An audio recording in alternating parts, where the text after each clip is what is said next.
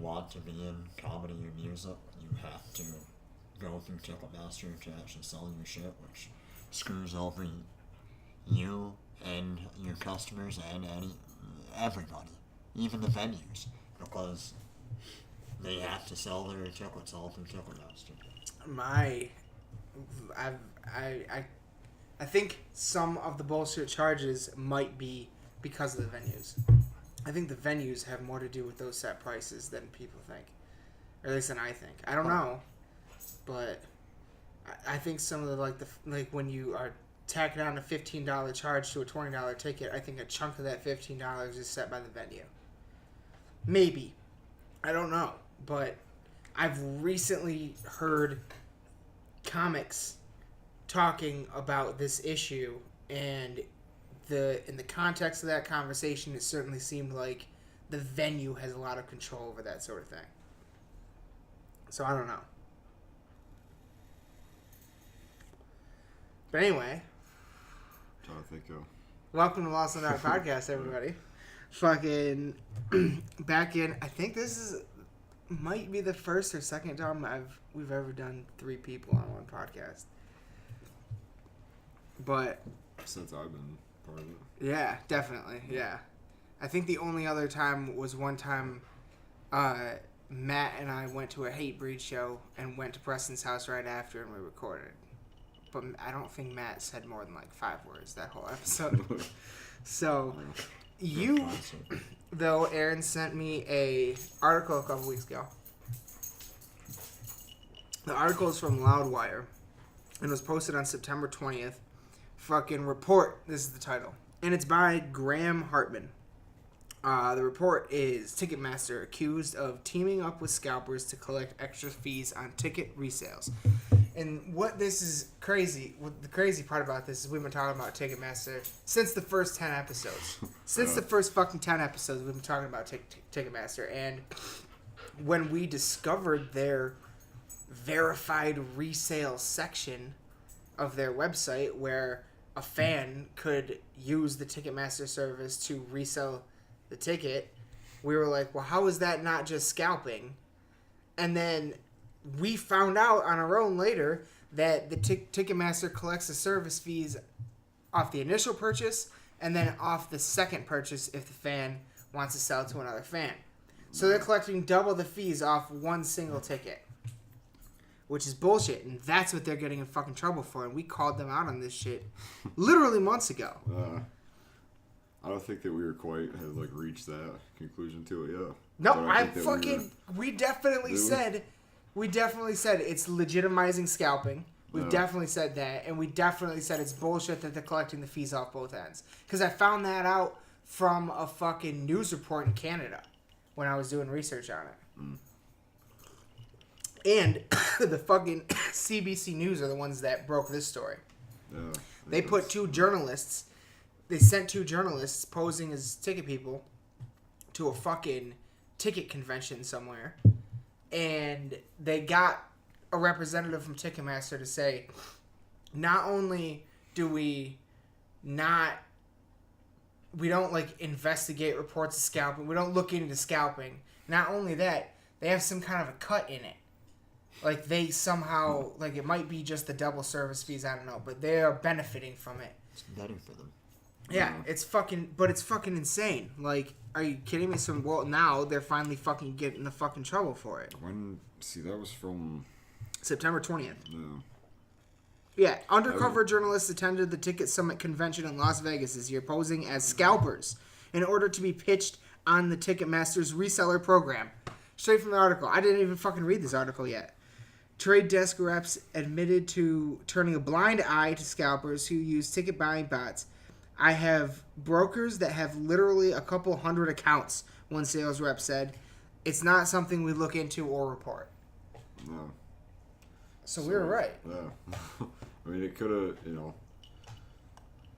I guess it could have been a couple of different things, but like I knew with all the fees and stuff, they had quite a bit to do with it as far as like the extra stuff they had, but yeah, like the fact that they like never really checked into it, but they were aware that it was happening. Yeah, was like, And whoa, the only reason this even came on our fucking radar was because the first time the Slayer show came through town, the show sold out in less than 24 hours. No. And the second it sold out, there were general admission tickets for quadruple the fucking price on ticketmaster.com. That's not how this shit is supposed to fucking work. No. Like, that was why I couldn't get to that. And honestly, it's not. That venue wasn't the one to go to anyway. But, fucking, yeah. It sounds like they have an unmoderated business. For part of the way that they sell tickets, no one's actually, until this article, until they had some undercover scalpers come in, no one's actually moderating one whole half of the way that they're doing business. And they set up this business plan to sell tickets online, and it's created a monopoly on how you can actually get tickets. There's no other avenue. There's nowhere else to get tickets. And then what happens when all those tickets are sold out? Half the people that don't even end up going to the show can resell them, and the only venue that they can do that through, is Ticketmaster. And it's people that they have no intention on going to the concert. You know, they're buying as many tickets as it'll allow, or as quick as they can with all their, like you said, bots. Bots are buying. That's what the fuck it is, dude. Bots are buying our fucking tickets. Which is why you end up trying to buy tickets to sold out shows for quadruple the original cost. It's fucking. Fuck you. God damn it. It's such a dick move. Like, are you serious? Like, It would be harder for those people to do that using bots if the tickets weren't being sold through one company. If the Ticketmaster didn't have a monopoly on ticket sales for music concerts, for comedy venues and shows. But because it's all being sold through one thing, you don't need to put that much effort into screwing over a whole bunch of people.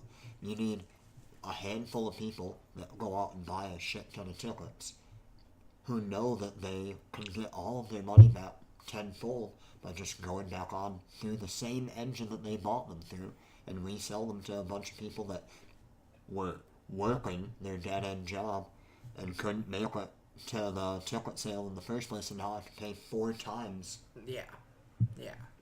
Like, it just pisses me off so much. Like, because I know for a fact that, like, there have been multiple artists that have rallied against this shit. You know what I mean? No. Multiple artists. And granted, this whole bot thing is fairly new, but back when they were just protesting, like, the service fees and stuff, like, I don't get, like, if I'm a venue, I would prefer to sell all this shit through my website than I control everything at that point. You know, there's no third party. But then you have to... It's less accessible. Huh? It's less accessible. It's just as accessible as Ticketmaster.com. Your venues' websites don't reach as many people as Ticketmaster does. No. And even, that's true. Even so, some of those are put through, like, different distributions and stuff. Yes. Like, you know, precisely. Different areas and things like that, you know. Whereas Ticketmaster, it's nationwide. It can advertise to... It keeps track of more people who have bought tickets to random shows and can advertise to those people, hey, you recently saw Slayer, how about Megadeth and Anthrax? Yeah, exactly. And it does do that. And sometimes I do buy tickets. Based on... So it's better for the venues to actually sell their tickets through...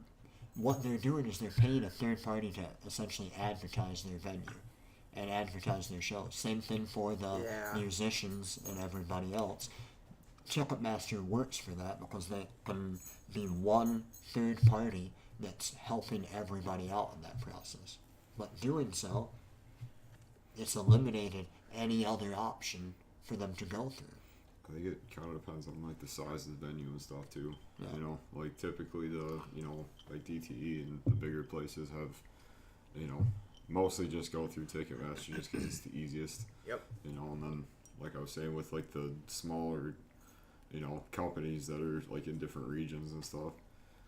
It's just a little more accessible. Yeah, in, like, smaller areas and, you know. And the venues will even still use some kind of a third party but it's all still through their website. So when I go like, I don't know, like St. Andrews Hall in Detroit, you get a ticket from them. The ticket that gets delivered to you in the mail, it says e-tix on it. That's no. You know? No. Yeah. So it's just another fucking.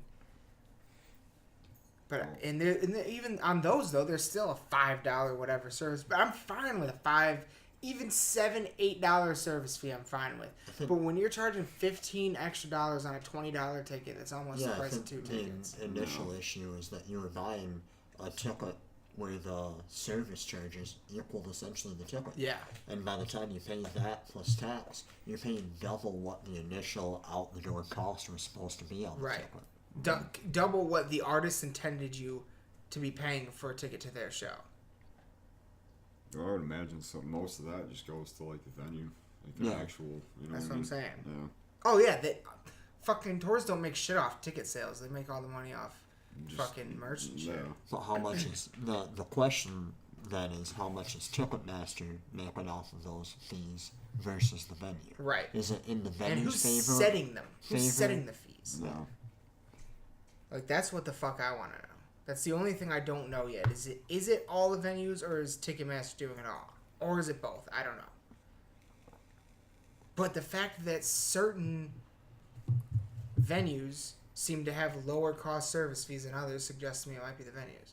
It's probably Ticketmaster setting the service charges based on what the venues are charging them to be able to sell tickets Maybe. for them. Yeah. So let's say you take DTE versus the Van Andel Arena, and one of those two places charges a significant amount more. Right. So they request from Ticketmaster X number of dollars per ticket that they sell. Their service fees, then Ticketmaster calculates I need to make this much off of every ticket that we sell, so their service fees can go up accordingly. Yeah. That could be They probably have a some sort of algorithm. very specific algorithm. It's probably a very specific number per ticket that they're looking to achieve, where no matter which venue they're going to, it could be a small venue or a huge venue like we were just talking about, but they're probably looking at making $5 or $10 on every ticket that they sell. Yeah. But since they hold the monopoly, they're making $5 or $10 on almost every ticket to every concert nationwide. Right. That's that's fucking crazy. So much money. That's what it all comes down to. I mean, you'd have to figure in like capacity and stuff, you know, and like, you know, again, like the size of the venue and everything. Most time, I would think, you know, because they can push out or like sell rooms for like far more than, you know, just like a small like club or whatever. Mm-hmm. And their percentage is probably gonna be higher of what they actually like take away from it and stuff. But even so, that like, you know, wouldn't that change it for like Ticketmaster and stuff? I don't know. I don't know. I feel like there's some bullshit afoot. And I feel like it's the service like are genuinely insane. Like I think one fucking I recently bought tickets to an extra expensive show, and I think the service fees alone totaled almost $60 or some shit. Like it was fucking insane. Like it's, you know, it's fucking like 7, 8. It's like 8, 9 hours of work that you're tagging on in service fees. Like, what the fuck?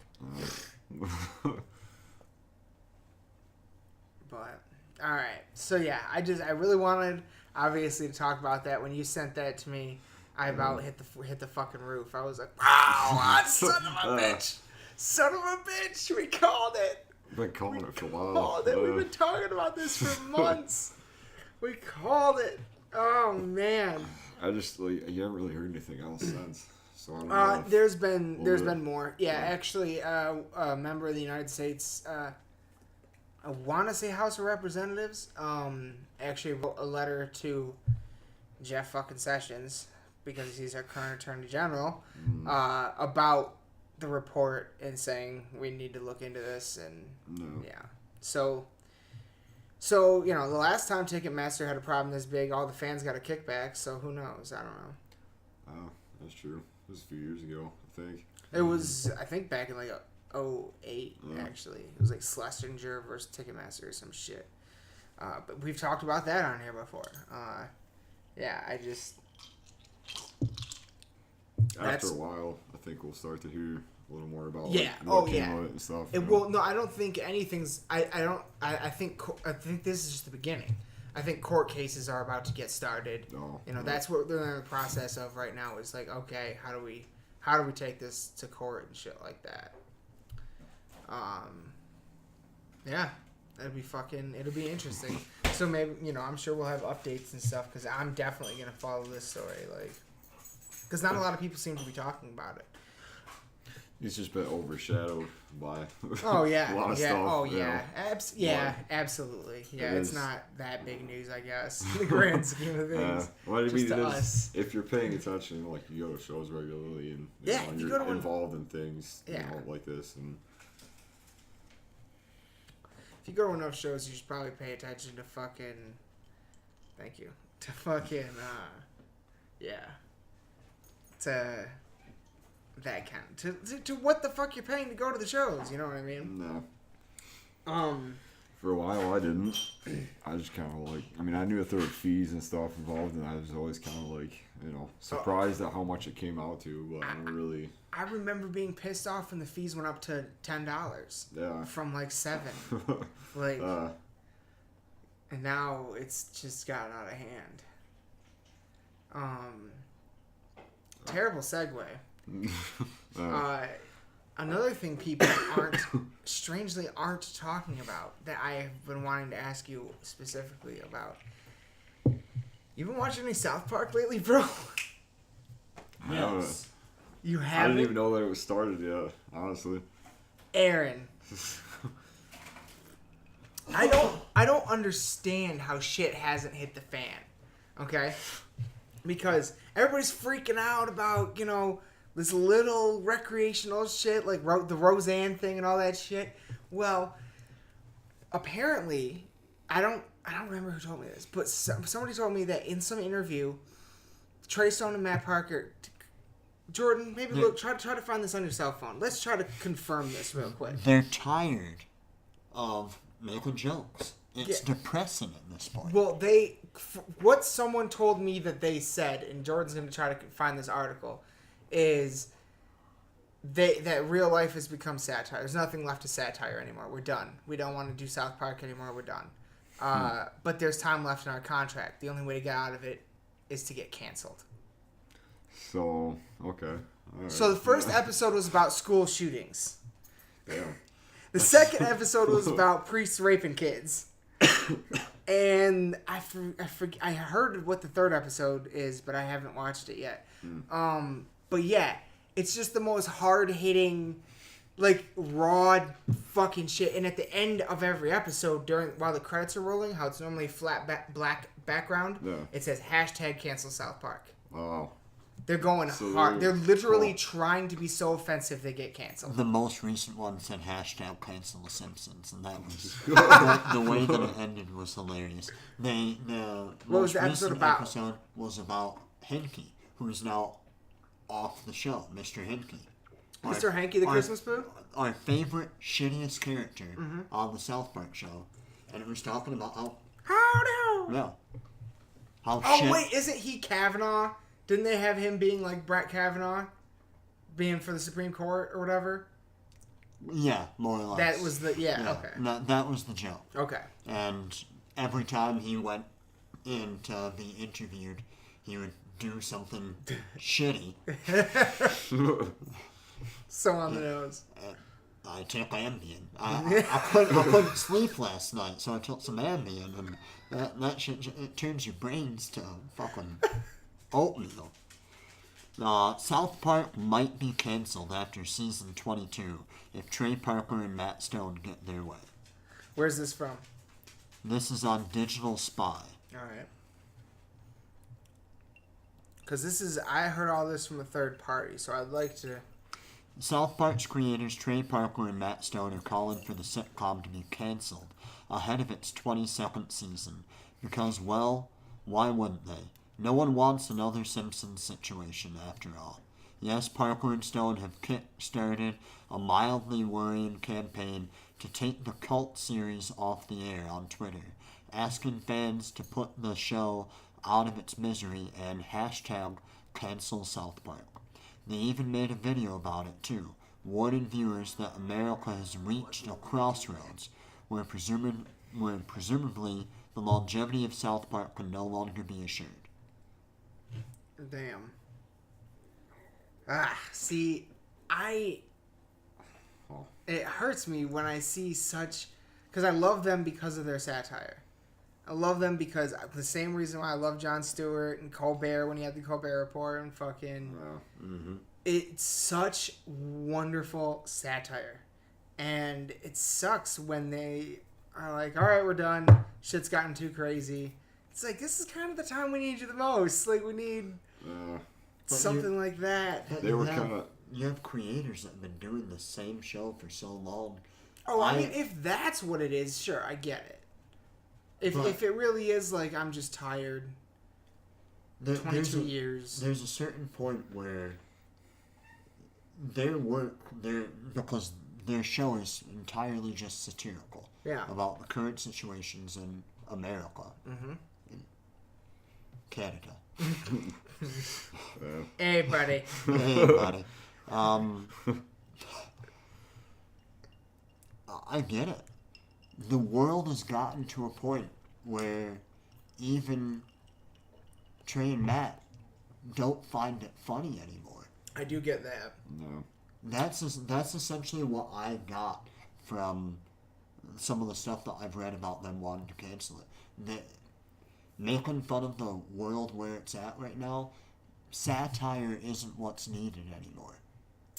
Yeah. Someone needs to take a clean, hard look. Yeah.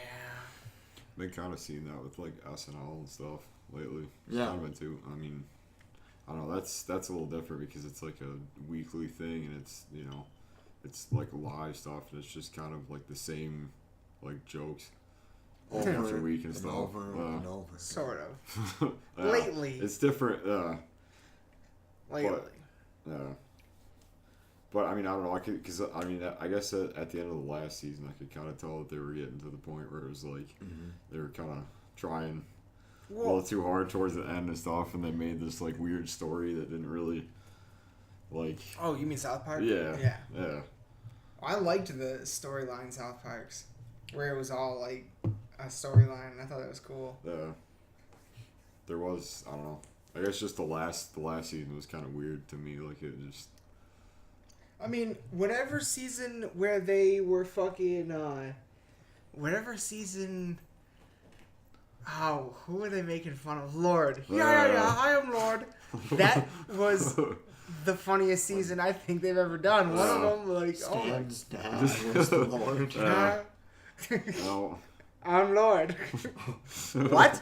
Yeah. Yeah, you just take this, drag and drop here, A little quantization. He just passes out. It's one of the best episodes ever. I love that. That whole season was really good. Yeah. And every time they've ever done, the Coon and Friends, every time they've ever had like any kind of storyline, it's been awesome. Well, I think the issue is now they have the show as a whole down to a science. And it's a little predictable. When you're creative, you're looking for something to challenge you. You're looking for the Coon and Friends. Yeah. An idea to spark. But when your show has become, and when your fans are expecting the same thing, just the same recipe to make the same episodes. I don't know if it's that, because all I can do is speak from as a fan, but with South Park, when I go, it's kind of like every time I want to listen to a new Eminem album, it's like I'm excited to hear the new things that they're going to say about what's going on. That's the main difference with South Park, is that they have more to say about what's going on. But I mean, but that's the thing. I totally There's always get something though. new going on. But how much of what's going on is actually... I mean, in fairness to them, we're all sitting here, fucking. It's. We've heard the things that have been said recently in the political climate. Comedy, the point of how great comedy works and great satire works is dramatizing what's happened. Well, how do you do that? With what you got here. It's kind of like Saturday Night Live. The whole fucking Alec Baldwin impersonation was really, really funny for about 2 episodes. And then everyone got... And then it just got flat. Yeah. Whereas, something like George W. Bush was hysterical for 8 years, played by Will Ferrell. You know what I mean? I just think things have gotten, too real. It's too crazy. It's too fucking insane. When people that are supposed to be political leaders are saying shit crazier than comedians, it's fucking ridiculous. And I don't even... Yeah, so I don't know. I just wanted to know... I really wanted to talk to Aaron about that. Pay attention to that. You should pick up some episodes. Because they have been... I mean, they're fantastic. Yeah, that's what I'm... Like, this will be the greatest... Season is... This will be the greatest South Park ever, season. Because they're just trying to get canceled, Oh, yeah.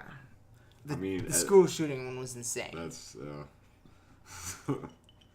it literally... If they have it after, 20 seasons, it's going to take a lot, I think. Yeah, well...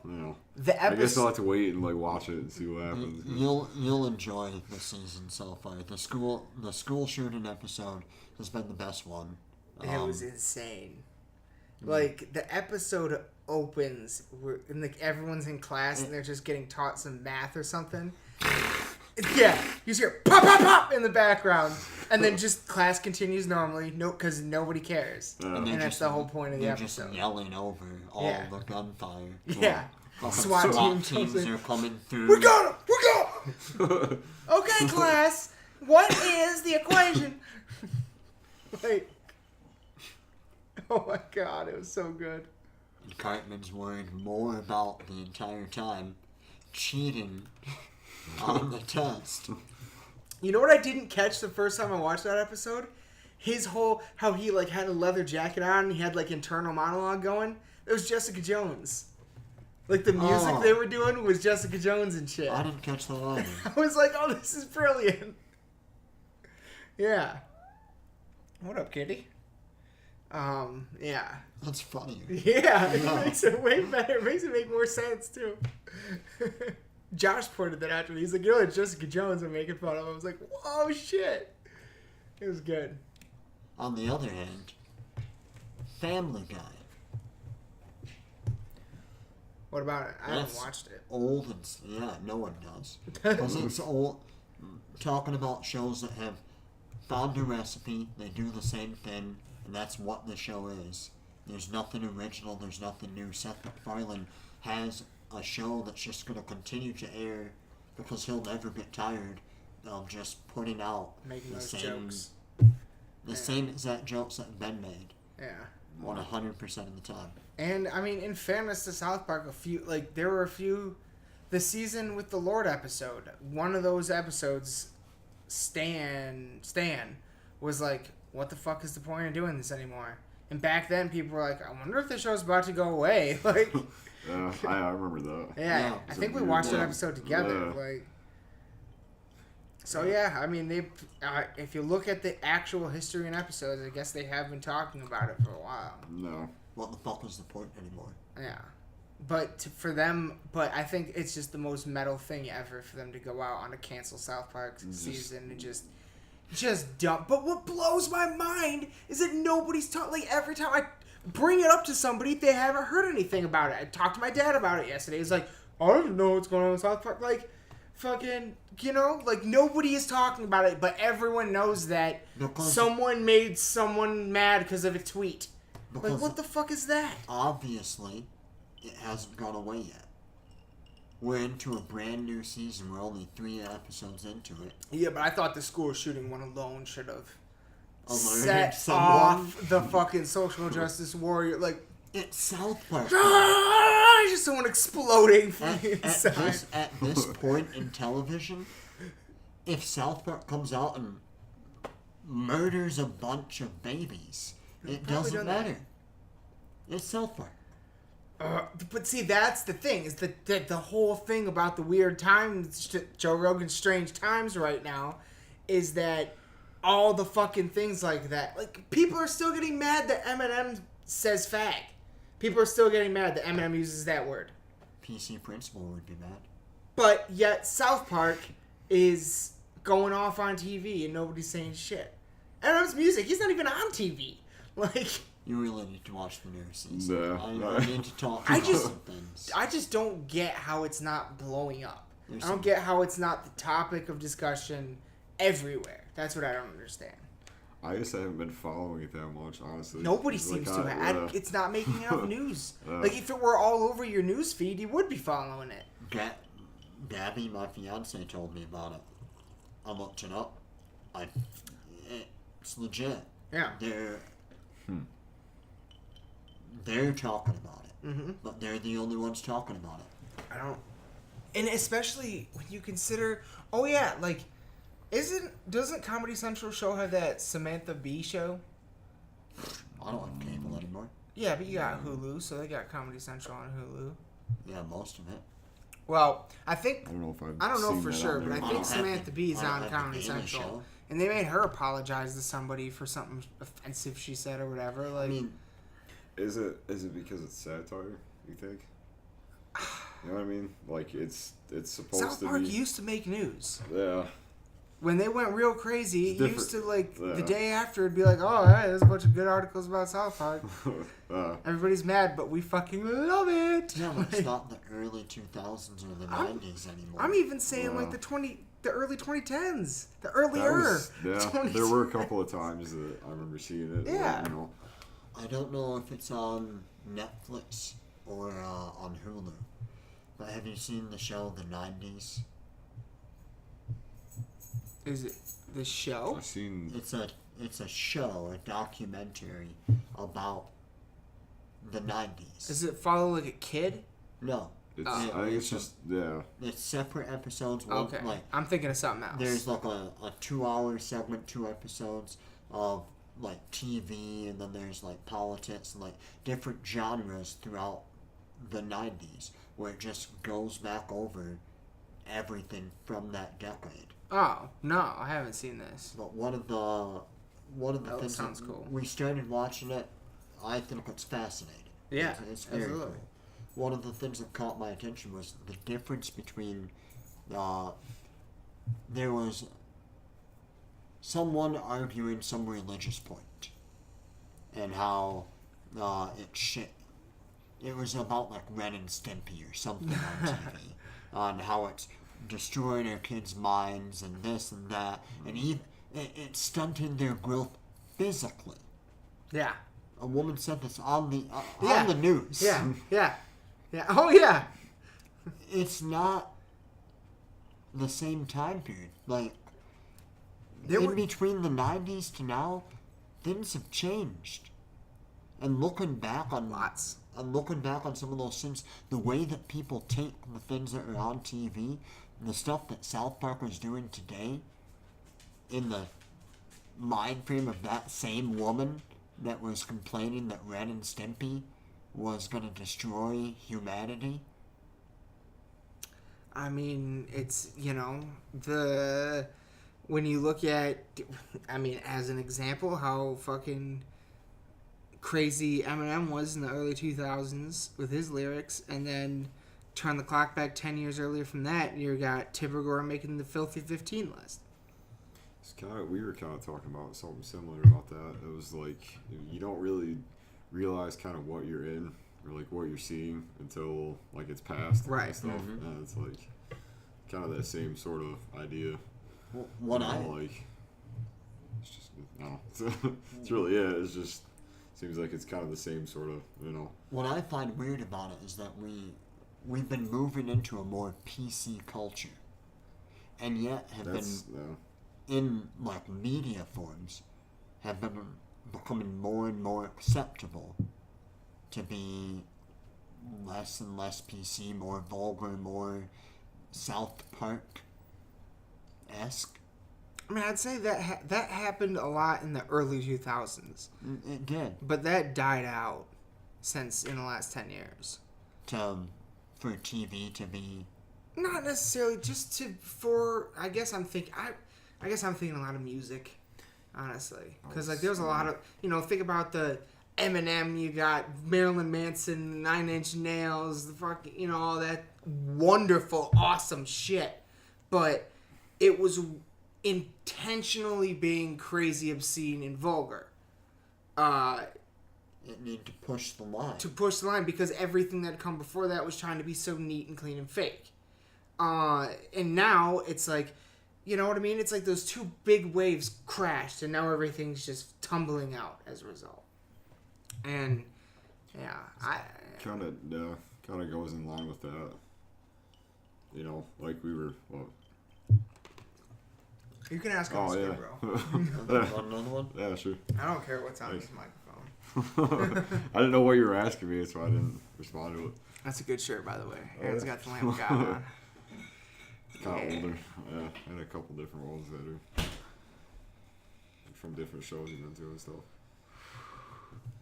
But no, it's kind of like, in line with that, like, trying to shock people and stuff. Yeah, no one can do that anymore.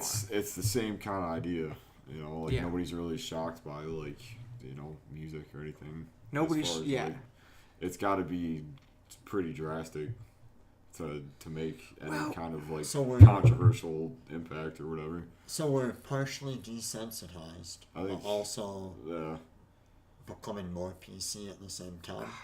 We're definitely desensitized. No. And yes, I think we could because I think you definitely have crazy extreme assholes, but at the root of the whole PC thing is trying to root out the behavior that should have been rooted out already.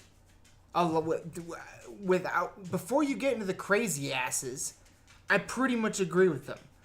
People should act like normal fucking human beings, not be ridiculous towards each other and shit like that.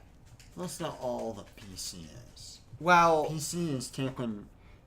politically correct is... But they take that definition to most lately, seemingly, or maybe it's just a vocal minority, take it to an extreme. Like, I love that term. Like, the thing... I don't like... No. I don't know how to put this, but, like, the idea of, like, having to operate in, like, a corporate kind of structure, is that PC? Is that, like, ideal PC, like a corporate structure? Like, nobody's allowed to swear? I think it's more like... People swear. Yeah. You swear in normal speech. I'm not going to not swear. It's not so much swearing. It's the... I think it's... Sorry, go ahead. No, go ahead. I just think it's, like, different groups of people and stuff that are more, like, radical than others and tend to, like, I guess a little more to do with that and less of, like a business, like, structure, I guess, you know what I mean? Well, but, like, It's the way in which you refer to groups of people. It's not about swearing at all. It's fucking shit. You can say whatever you want in terms of swearing. Oh. But if you point out the fact that someone is white, or you identify someone's behavior based on their gender, it's very politically correct. I don't do that. Politically correct at this point, you have to be very gender neutral, racial neutral, like everything that you say has to be in a way to not offend someone based on everything that you can't discriminate against them for a job. If something can talk to me, and I've never talked to it before, it just starts off as an asshole. I'm just kidding. But that's where everybody starts with me. And then you get to form whatever else happens from that. No, I'm kidding. But So yeah, you no, just- okay. They're You're So just talking to a shit ton of assholes. yeah, yeah. Yeah. I mean, that's what I hear most of the day. It's just.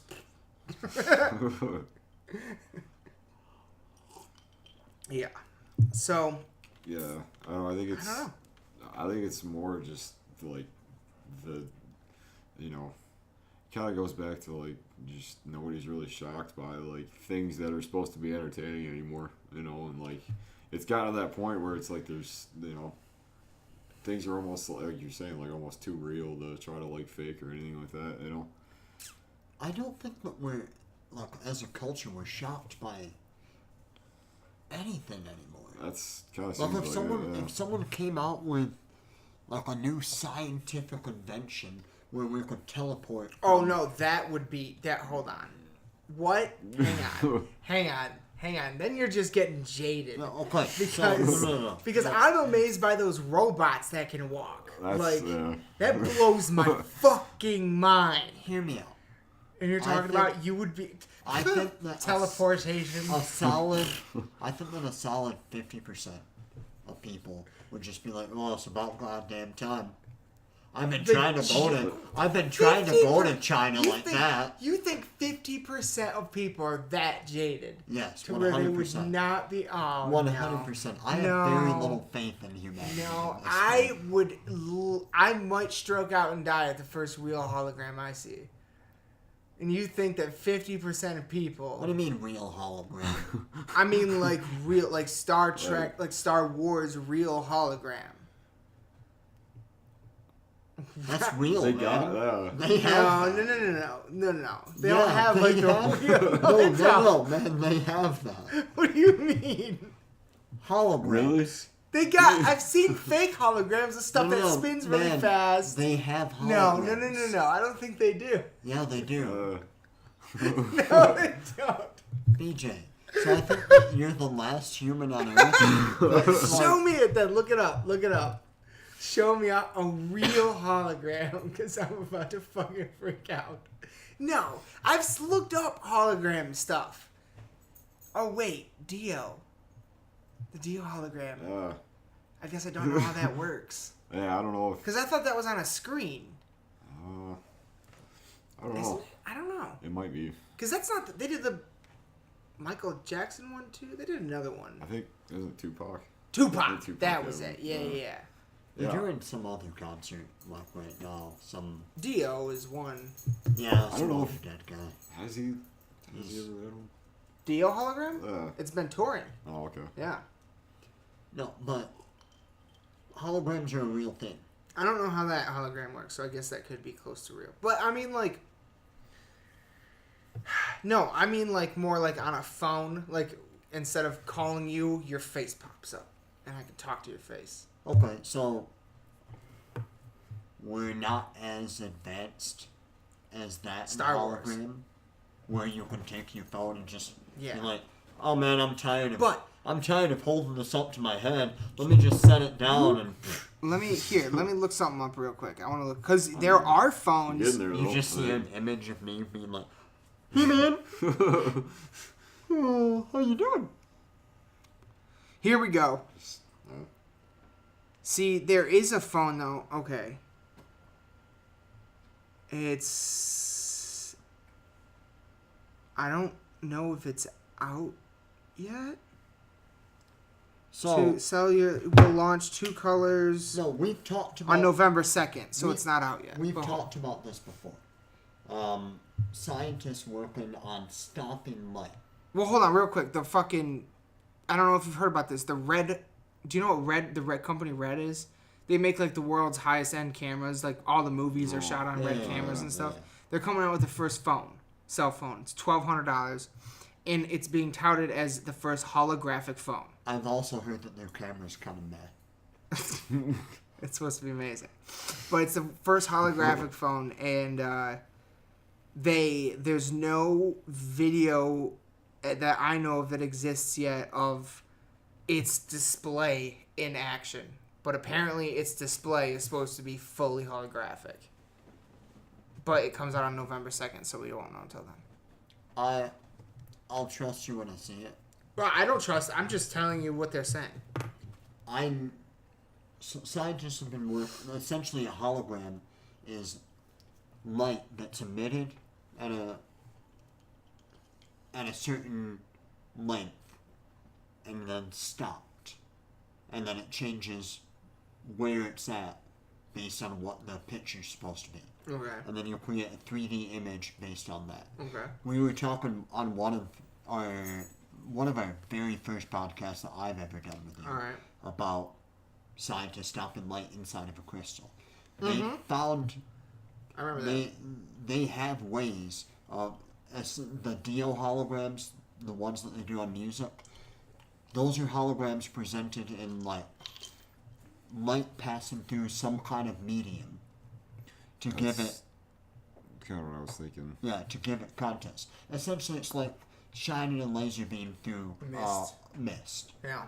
You can see exactly the line of the laser going through the mist. That's how the holograms that we're using work. Yeah. We so that's have not real. holograms. Yeah.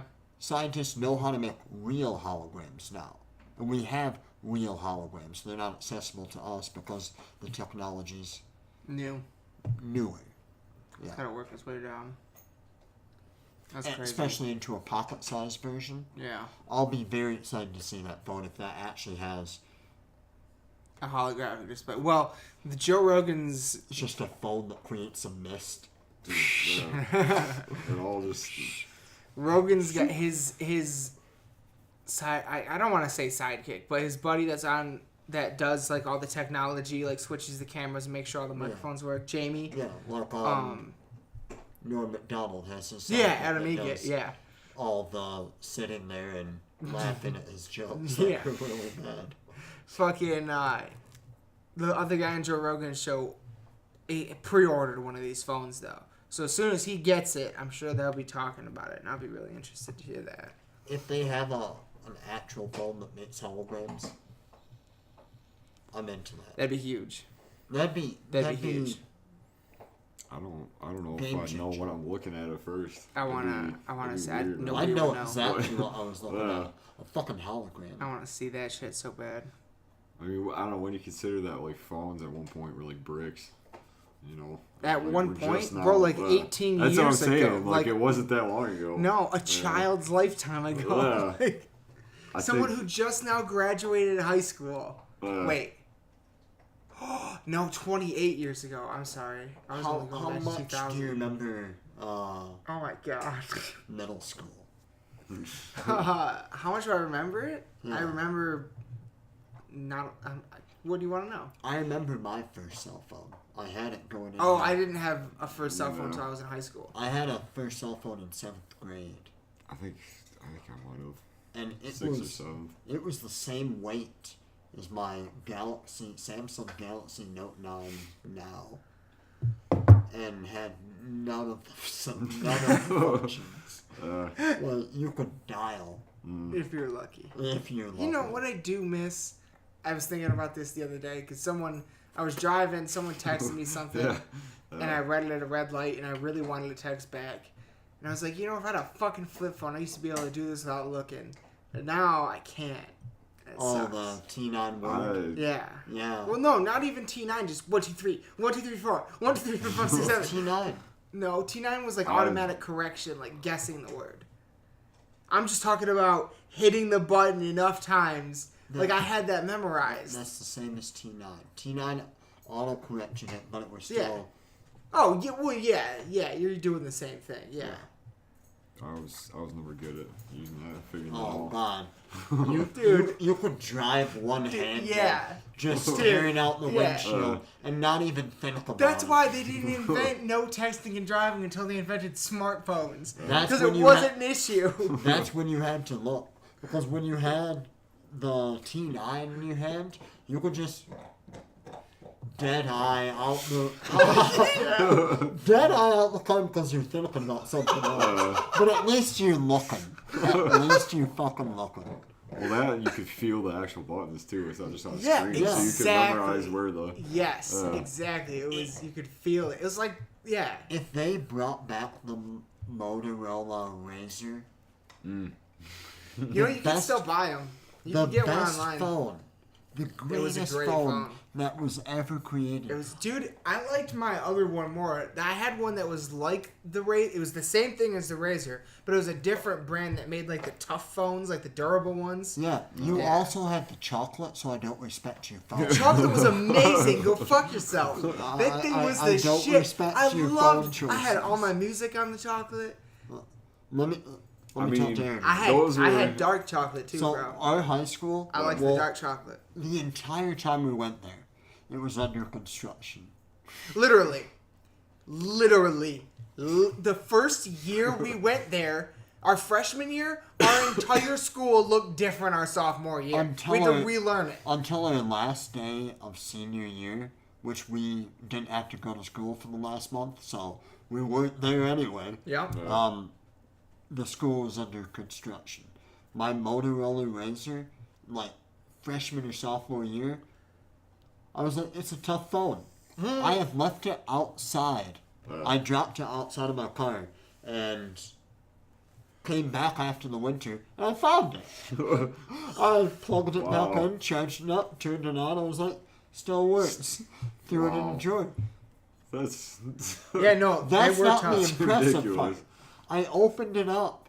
We had a shit ton of drywall all over the place. I took it, whipped it like a rock, threw it into the drywall, pulled it out. I went through like 4 of those phones Jesus. because I lost them. Not because they broke. They never broke. I found all of them. I always thought that those were like just thin, like they didn't, you know what I mean? They were the hardest phones ever created by man. They were thin, but they were made out of metal. Okay. They weren't plastic. See, So they they were look tough as kind of like, fuck. yeah. Yeah. You could snap it in half, but like I think Preston dropped his off like a 2-story balcony and it was fine. It reminds It me wasn't of even the, shattered. I dropped my own phone out of my pocket, my Samsung Galaxy S7. Whole screen was gone. Gone. Cracked. I will say I've dropped my iPhone a bunch of times, and I think it's the Gorilla Glass that saves it. But the screen is still in perfect condition. Yeah. The Gorilla Glass is real as fuck though. Every phone has Gorilla Glass. Because the Gorilla Glass, but the stuff you put on aftermarket Gorilla Glass is what I'm talking about. That's a fair point. Extra protection, bro. I just don't respect Hefty. Wimpy, hefty. Fucking, like, I put it on every single one, and, like, I'll drop the phone, and then the Gorilla Glass will shatter, but the fucking screen is in mint condition. I've had multiple life-proof cases. Life-proof doesn't do shit. No, bro. Unless you, swim with your phone in your pocket all the time, you're worried about your friends just, shoving you into a lake. I've seen YouTube videos of them fucking up in water, though, too. Then, never mind my previous statements. But this Spec right here, Spigen. I got a Spigen now. Because I think Spigen is the new Spec. I think Spec turned into Spigen. But the Spigen is fucking fantastic, and it's got this great little kickstand right here. So Spigen makes a wonderful case. Phones are becoming more water resistant now. On their own, yeah, which is great. Have you guys seen that liquid screen protector? What? Thing that they got? What? Show it to me. They paint on? Yeah. Yeah. Show me this. It's like a liquid screen protector that, much like nail polish, just gets painted onto your Shut screen. the fuck up. Are you serious? How do you take it off? Razor blade get under the You just edge. peel it? It just peels off, kind of a thing, like pretty sure. plastic or wax. I haven't seen anyone take it off, but I've heard about it. I don't know if. So I don't know where. Here, no, that's fine. That's fine. They're hitting the phone with the hammer. I assume they've already applied it. Okay. No, that's there we before. go. So. Beginning of crystal nano. What the fuck is that word? That's not a word. Skarimbeski telesi. Good luck. Jesus. Alright, and they're taking it out. This is some YouTube video. Yeah, standard packaging. We've all seen this packaging. Anyone who's bought aftermarket Gorilla Glass knows this packaging. It's like a 3-minute video. Yeah. So you pretty much apply it the same way. Cleaning it off. Yeah. You know, we got the microfiber That's balling out. That's what I just did with my phone. Yup. Galaxy Note 9. But no matter what, there's always a piece left that gets under the new glass. No matter what you do. I swear to fuck. Alright, now Crystal Nano S fuck off word. Oh, this isn't in English. No, most of that's English. That's not. No, fuck you. No, this is like. No, all of that. This is was like English. Nordic. Like, this is like it's Scandinavian. I read that just fine. No, you didn't. Yeah, I did. So it might not even be called Crystal Nano. Crystal nanoparticle assimilation. No, phone it's legit. That is its name, is Crystal that's- Nano? yeah. Alright. You can kill the volume. Why don't we kill the volume on there? We don't need all this. And I don't want anybody talking. Okay. Look at that. Okay. What are you showing me? They're here? nano crystals. Oh. It really, Kristall for anyone who wants to look this up. They're actually gonna show the fucking. That's a before and after. Water repellent, which Gorilla Glass kind of isn't. Hang on. Why'd they drop a glass on the phone? Yeah, I don't know if that proved anything really. That proved that the glass Yeah. was shitty. Some real glass, I guess. Amen. So basically, it's got this thing on it.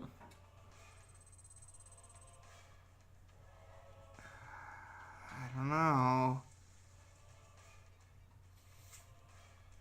I don't know. So I think this is different. I'm gonna than what need I've some. I'm gonna need to see some real life testing, because all they did was take a little. I mean, it's They took a little round scrubber, it looked like, and just brushed it over their phone, and now they're saying it's as good as Gorilla Glass. I'm gonna need to see some hard evidence. So what I've seen is a screen protection that you can literally like maybe it's. wipe onto your phone. Yeah. That's what they- That's essentially what it is. Yeah. But it was a material. Maybe it's the Don't same call it thing. I don't know. I mean, that's what Maybe I was it talking was. about, but.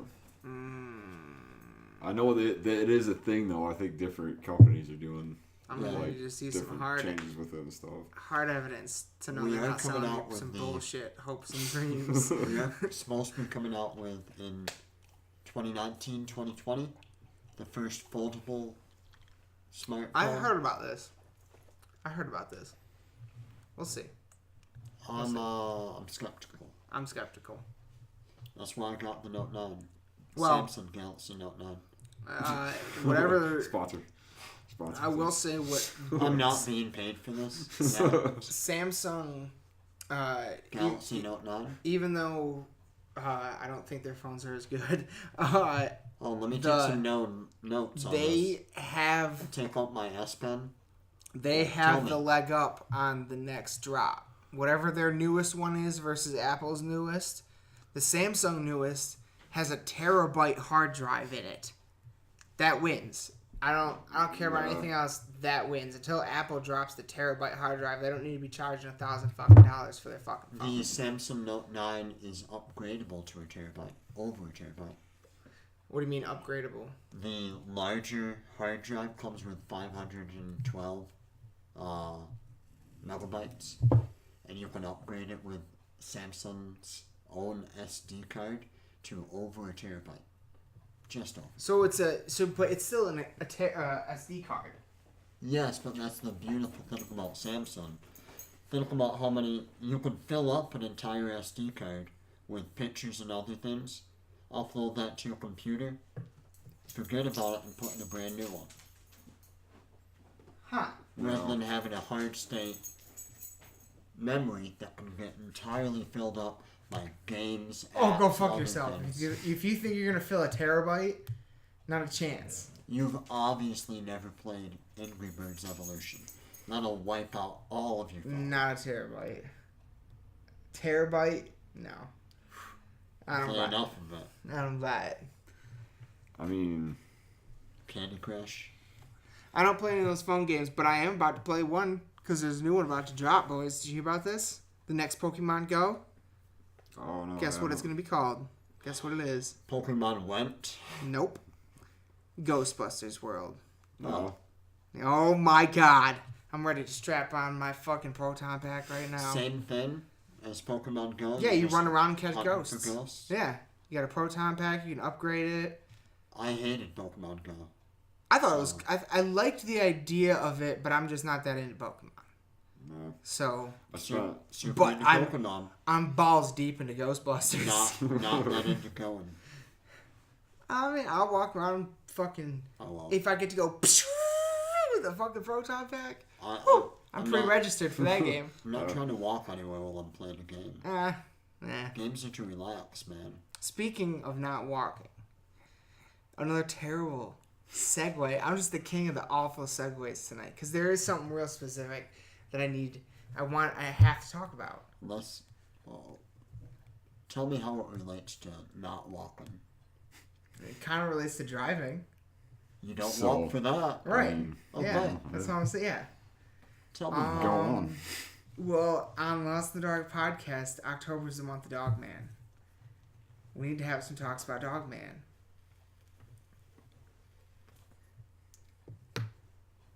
I'll start you off on a driving conversation. For all of those that are listening within the state of Michigan, driver responsibility fees, which are the fees that are charged to you after you've already gotten a ticket. Let's slow down, dial it back. Let's really pause on the Dogman conversation for a minute, because that's really explain this for people outside of the state that may not have any conception of what this actually is. So let's say that you just got a ticket. What, you don't know about this? Yeah. Driver responsibility fees? Oh, you're about to get taught a lesson. It's literally the definition of double jeopardy. Driver responsibility fees. You get a ticket for a range of different offenses. A lot of them were driving while intoxicated, driving while with a suspended license. You'll get a ticket that you have to pay to the court.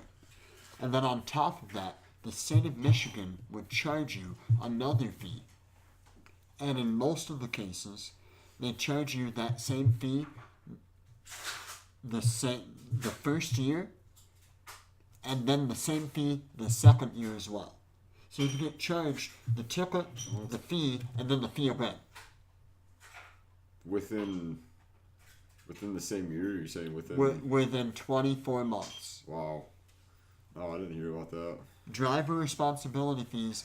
People have been fighting it in Michigan for ages. I used to work for a company with the state of Michigan that was responsible for collecting on people that didn't pay their driver responsibility fees, which no one knows about.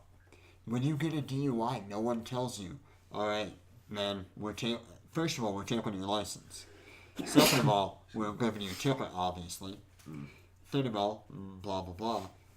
No one mentions the fact, oh yeah, after you pay this $1,000 ticket, we're going to charge you another $2,000 in driver responsibility fees. If you don't pay it, we'll take your license away. Then charge you to get the license back, only once you start paying this other fee, and then a year will go by, you'll be on a payment plan for that, and then we'll double it. What? We'll double it out of nowhere. So this was a thing that Michigan has been doing since the 90s.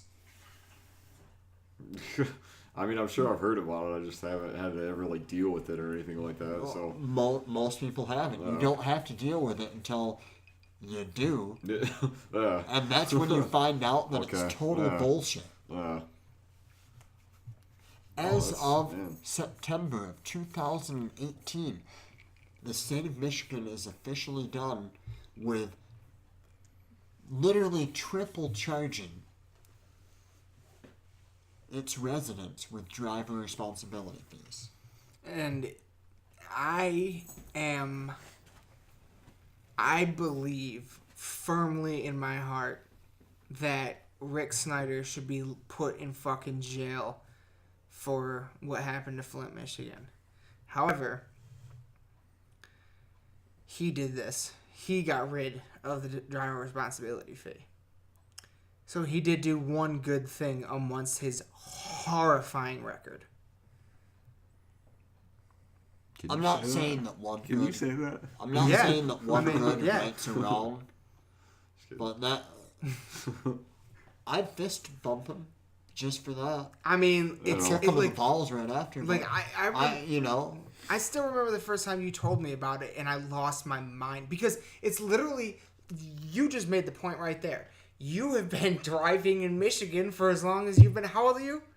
24. 24. So you've been driving in Michigan for 8 years now. You ain't never heard of this shit. No one knows I about it would've until after the Until fact. they hit you with the bill. Until Jordan's calling you to collect.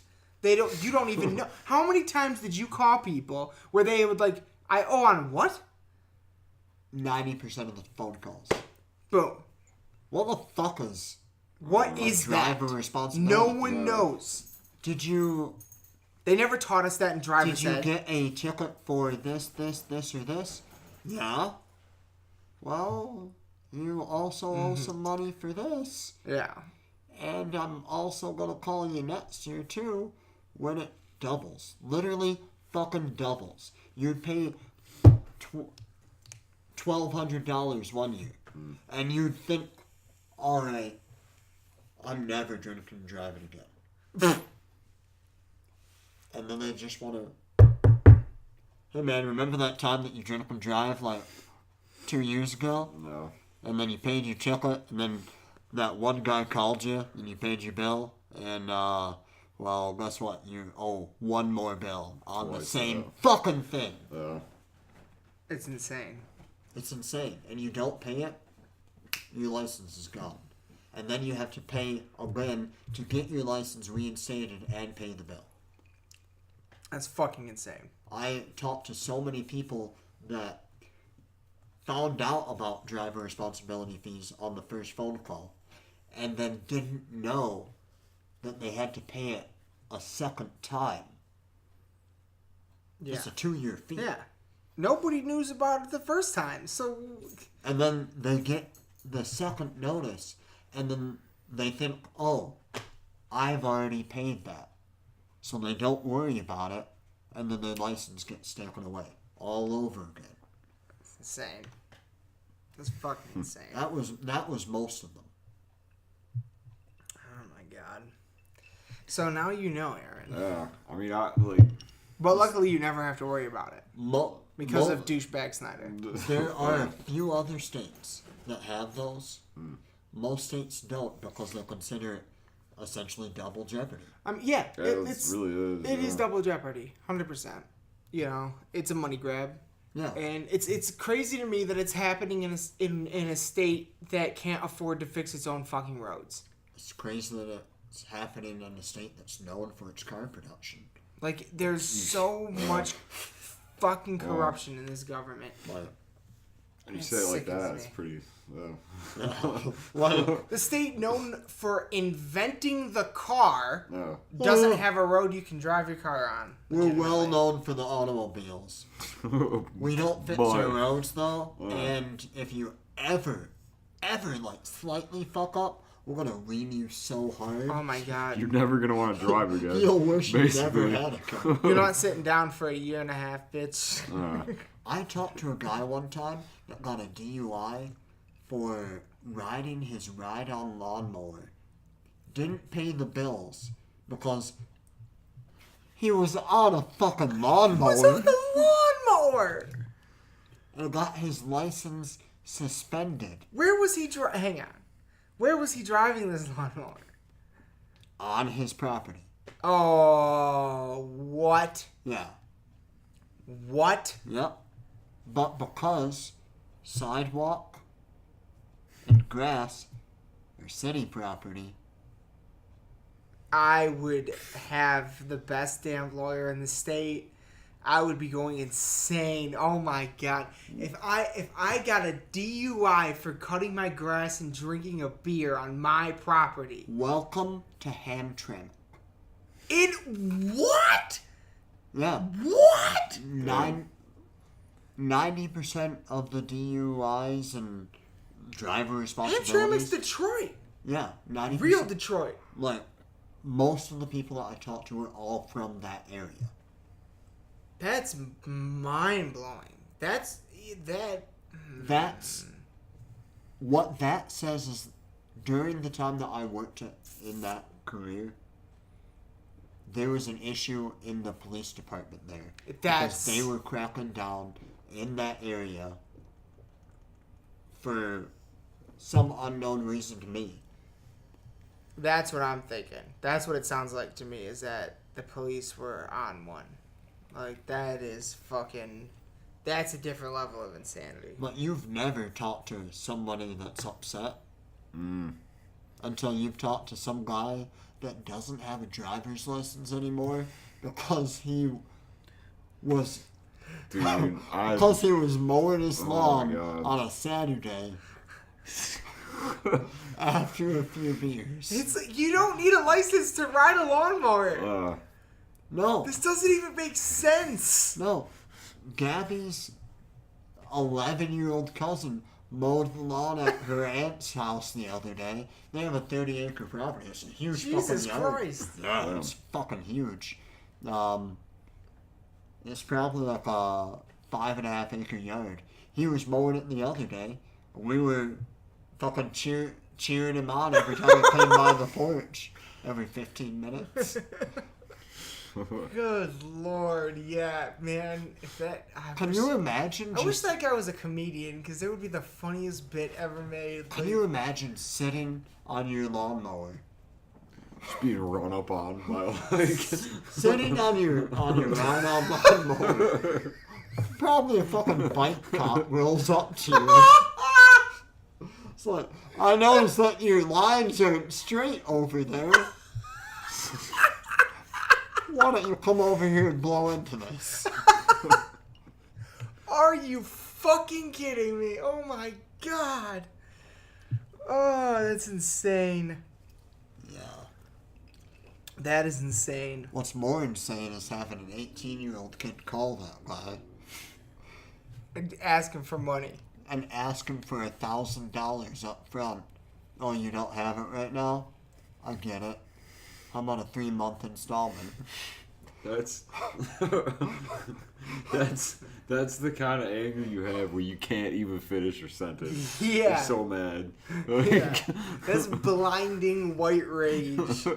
I don't remember much of the conversation after that point. Like, I think the state of Michigan should have to pay back all the driver responsibility fees. They should have to do something. Yeah. Like it was a fucked up system. It fucked a lot of people over, and it should have ended while I was working there were people trying to fight against it because so many other states have had it, realized that it was wrong, and canceled it. It's insane. And then when you don't educate people about it, that's just even grosser. It's gross. Anyway, back to Dogman. Dogman. Month It of is Dogman. October. It's the month of Dogman. Month of Dogman. I don't know. Like... Well, I think that it's important for our listeners to know who might not know about Dogman. There we go. It's a little introduction. Not a lot of people know about Dogman. That's the reality of the situation. Not a lot of people in Michigan know about Dogman. Dogman is a Michigan central lore. I think the earliest known sighting of Dogman was 1887 by 2 lumberjacks in the state of Michigan who said they saw a large wolf creature stand upright in its front. It didn't have paws, it had hands on its front legs. And, but, I mean, really, sightings go back through the fucking, Native American tribes that lived here and the early French settlers. They even loup-garou. That's what the early French settlers called it, was the loup-garou. Or maybe that was the natives that told the French about it. I don't remember. But loup-garou was an early term for it. It's not a werewolf. No, it's a werewolf that never turns into a human. This is an entirely separate creature. Yeah. From like what a lot of people are going to be associated with a dogman. Yeah. Yeah. It has hands. Yeah. Is it claws? Does it run on all fours? Both, all fours and on two legs. So it runs on all fours. It has been reported to do both. Yes. What's its torso? What do you mean? Is it a hairy its torso? body. It's hairy and It's Is really interesting. The dog torso? No, they say torso, hairy torso. It's gorilla like The Rock, like ripped as shit. But a long, like a dog-like face. Yeah, like a German Shepherd, like face. That Snout. long snout. Yeah. Like a bear too, like a bear. Are we sure it's not a bear? Then that's the thing. And that's the thing. But here's the kicker. Because I've listened to a lot of fucking reports, and I'm telling. All right. You want to be like every single one of them's lying. Okay, if you want to believe that, there's nothing I got. I'll give that's your choice to believe that. Fine. I'm a cynic. You know that. Yes, you are. Yeah, 100% a cynic. Mm-hmm. I think that Edmund Fitzgerald was sunk by the ship. Or Rogue Wave. No. It was a Rogue Wave. No. The captain and the crew sunk the ship. They escaped from their wives. Oh, Jesus Christ. I mean, I guess. But okay, so where are we going with that? You're a cynic. Where are we going with that? Well, that's all. That's it, really. I just wanted to point that out on the Edmund Fitzgerald. Other folklore from Michigan. Michigan folklore. Yeah, non-real things that happen in Michigan. But see, that's the thing is I've like if you want to be like everyone. They made it to shore. Oh my God, they had time. They probably saw the Dogman too. Fuck this. It's like, is that the Dogman? Is that? Oh shit! Hey, let's get off this boat. Ship. Is it still a ship if it's at the bottom of a fucking lake? I mean, depends on the integrity. Is the definition of a boat something that floats? Depends on who you talk to. Because are they a relative of someone that died on the Edmund Fitzgerald? Oh, Jesus Christ. Definitely a ship. Oh my God. If the boat's not in one piece on the bottom of the... Then it's two pieces of a boat. But it's not a boat. That's... I don't think that's a ship. Definitely not a ship. You just said it's a boat. I don't know. Those things are fucking huge. Like, in real life, that's a building on the water. The size of what the Edmund Fitzgerald was. Dude, Preston's parents live on, shit. It's literally when I go in their backyard, there's a big ass river, and I can see Canada on the other side. Yeah. And ships that are not as big as the Edmund Fitzgerald go by on every day. A lot of them go by a day. I've seen a bunch of them every time I've been there, and they are gigantic. We recently went up to the Sioux. Oh, the Sioux Locks. The Sioux Locks. Yeah. Which, for anyone that doesn't know what the Sioux Locks are, it is the gateway in between Lake Superior and Lake Huron, because the water levels are drastically different by 10, 15, 20 meters, something like that. Yeah. So the Sioux Locks raise and lower ships to meet the water levels between Lake Huron and Lake Superior. We saw one of the largest ships that is currently sailing on the Great Lakes, delivering supplies from Canada down to Chicago and Detroit on the way. Wow. Yeah. It's that's pretty crazy. No. It's fucking massive. Yeah. Yeah. And it probably wasn't as big as the Edmonds. No. Because the Edmonds no. is one of the biggest who have ever been on the lakes. No, I not think. anymore. Really? Not anymore? Not anymore. Okay. Well, have you ever seen too? There's the sail ship things that go through. There's like a thing where a bunch of like old like Viking and Oh yeah. excuse me, fucking Viking and pirate fucking ships literally sail like from all through all the Great Lakes and continue on. They go on this big fucking thing and they come through like. You're talking about the Great Loop. Am I? I don't know. You've heard of this? Yeah, I don't know where Is it's it at. the Great Loop? Well, where they go through the lakes and then they continue on through. In terms, so, yeah. Through the Mississippi? Mississippi, down the coast around Florida, and then Yes. back up. Yep. That's called the Great Yeah. Loop. That's what. And they do it in like Viking ships. If bro. you're super wealthy, that you can't do it in. You can do it in Viking ships. Well, you maybe. can't do it in like big old sailing ships. No, these weren't massive. They're hand in carved Viking wood. Yeah, ships. pretty sick. Like the fucking with the big rows Do you know and how shit, you know? it takes 12 months to do the Great Loop? The Yeah, Great Loop they stop in Bay goes City. through all of the Great Lakes. Yeah. It goes through a channel in Canada, and it comes into the Great Lakes, goes up and around. You can go into Superior if you want to through the Sioux Locks, but you don't have to.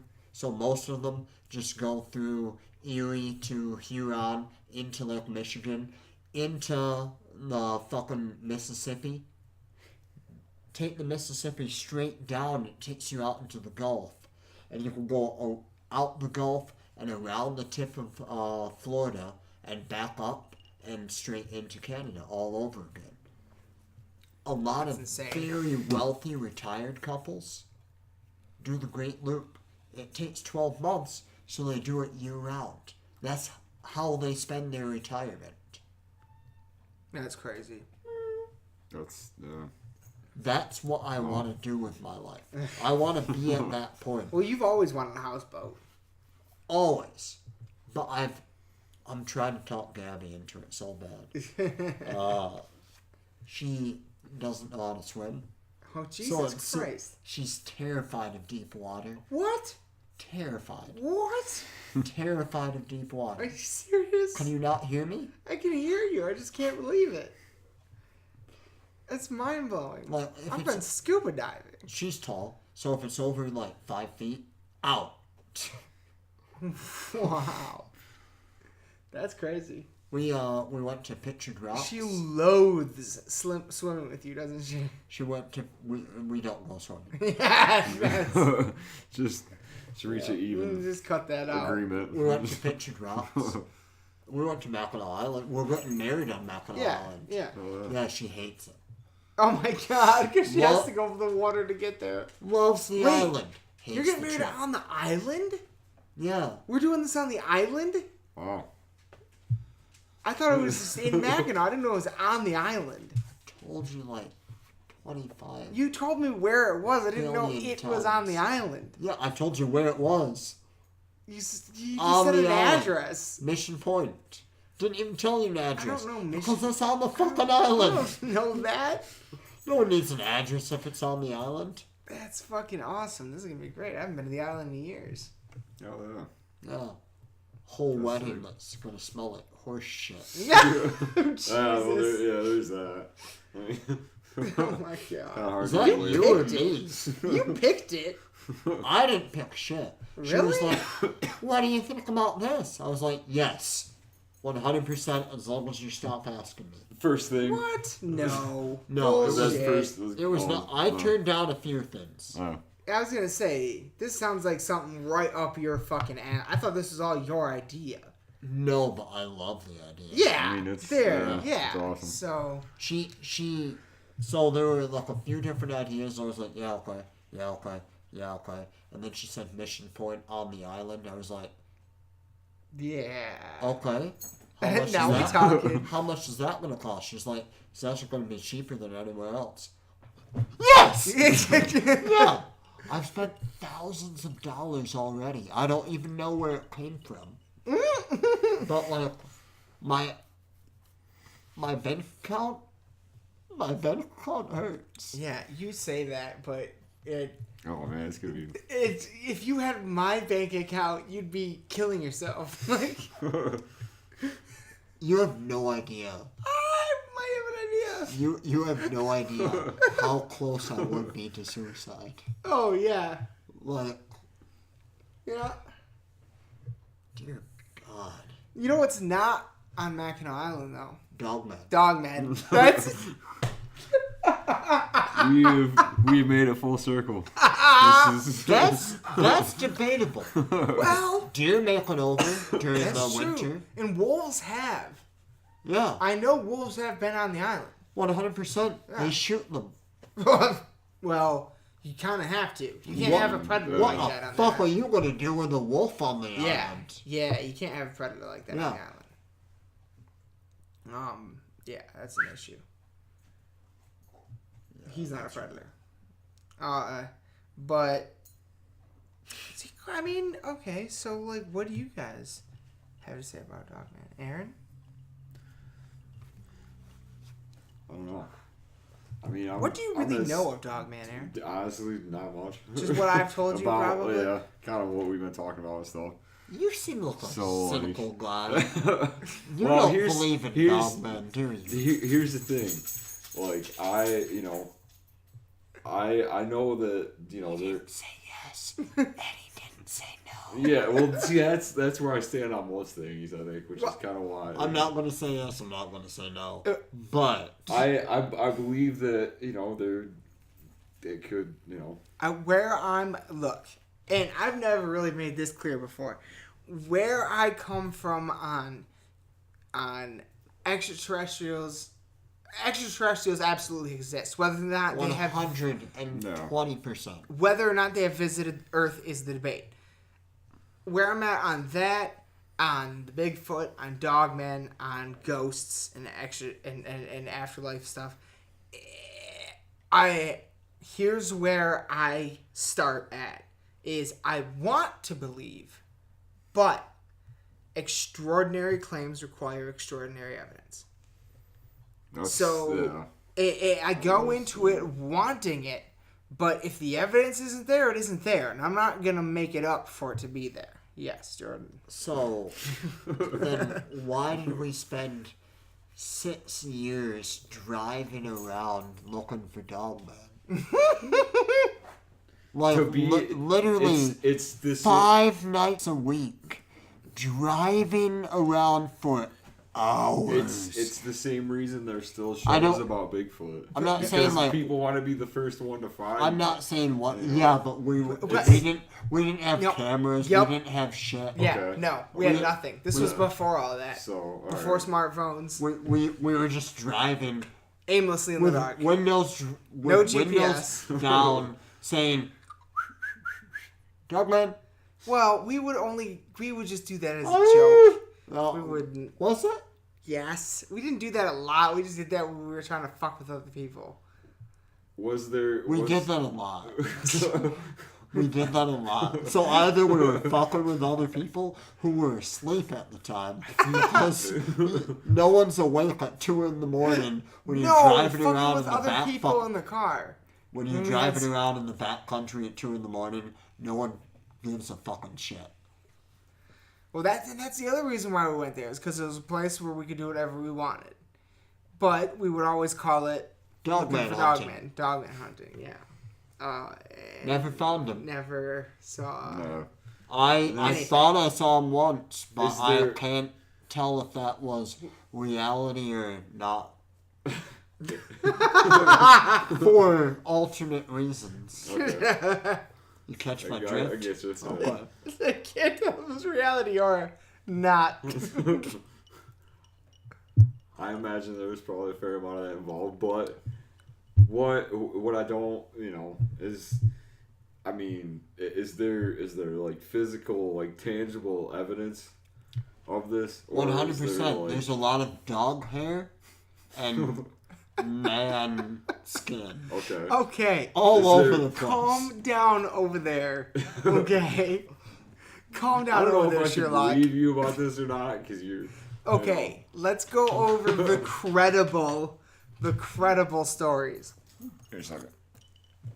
Fucking, Because I do have questions. okay. I have questions. Alright, I got some dog hair and some man hair right Jesus here. Christ. I mean, it's... You tell me that that's not dogman. Hang on, though. That's not... You're going over the top with it. What are you showing me right now? Dog hair. You just plucked a hair from your dog. And Man from hair. you. Man hair. Okay, dog man hair. Dogman hair. We've mixed them.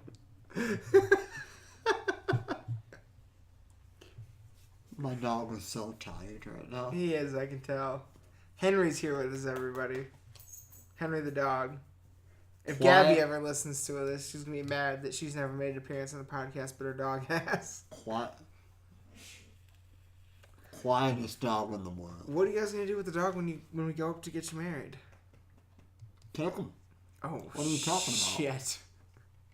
That's what your parents are doing. He's coming with us? The hellhound? He's the ring bearer. Ha! Who is going to be the ring bearer? Grace? I don't know. Yeah, if Grace was so Grace cute, makes sense.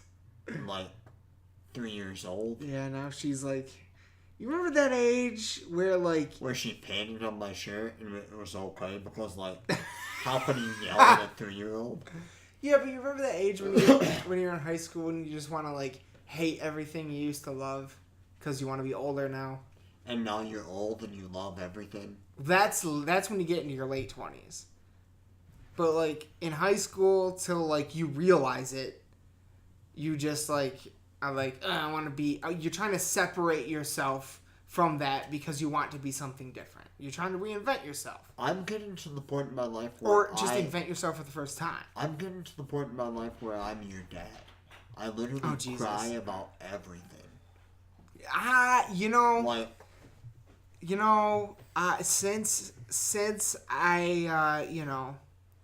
Since I fucking got to that... Because it's so weird for me.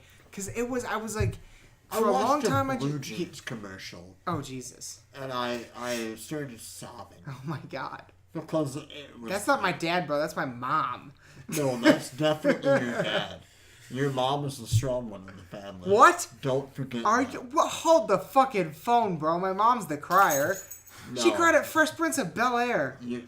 Yeah. Everyone did. That's, His dad left him. Oh, yeah, I didn't at the time, but that's my point.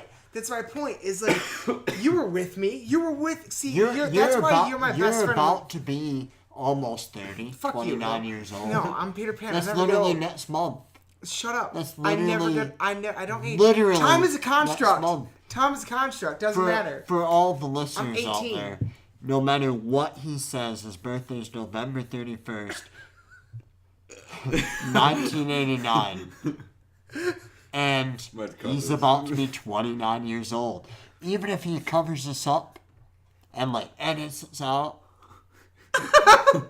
his birthday is November 31st, and he's gonna be 29 years old. No, but listen, like... That's almost 30. One of the reasons why you're my fucking best friend in the world is because during what I now have lately been thinking of as my dumbass years, fucking... You hung out with me through all that dogman hunting and things like that. Yeah. Where I just, like, was an idiot. Yeah. Yeah. Like, I mean, no. Not that you were an idiot. No, yeah, but I was. Right. On certain things. Like, obviously, we had some amazing, conversations and stuff. Like, obviously not on other things, but on things in terms of, like, only fucking screaming vocals heavy metal is the only valid music form and shit like that. You know what I mean? Like, that narrow... I was just almost trying to put myself in a box now that I look back on it. It was all bullshit. But it was an attempt to separate myself from the younger self and trying to invent myself for the first time. And I think that's kind of what Grace is going through right now. Because her and I had a really strong connection. My little sister had a really strong connection right before she got into high school. Like, up until, like, 8th grade, her and I were really close. And then when she started trying to... And I knew it was coming. I was like, she's going to get to an age... And, like, all the things her and I connect really closely on right now, she's going to start rejecting. And I knew it was coming because I remembered when I did it. Because I was at the age where I had that reflection on myself and I could see that.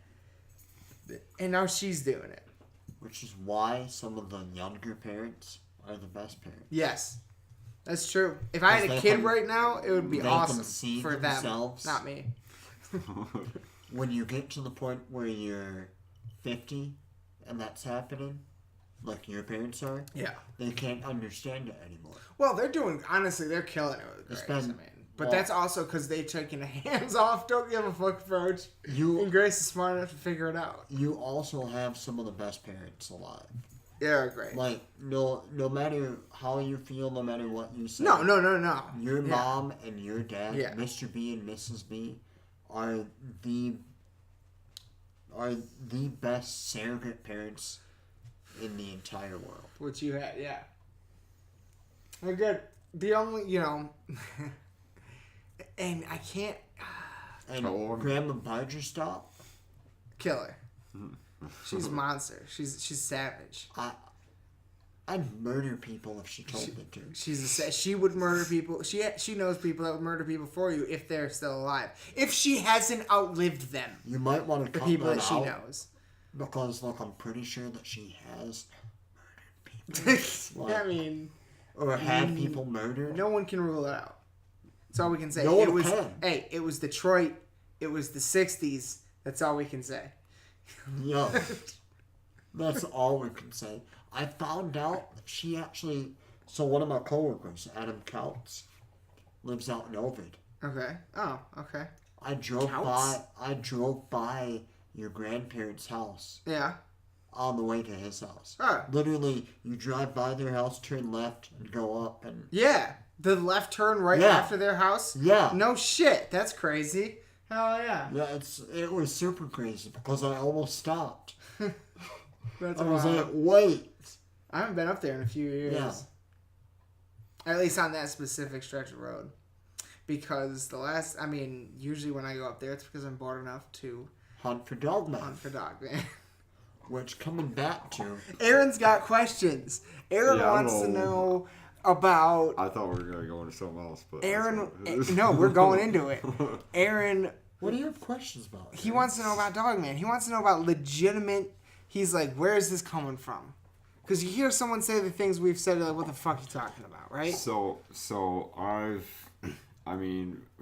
a while I kind of thought that, like, that kind of played off, like, the Bigfoot thing.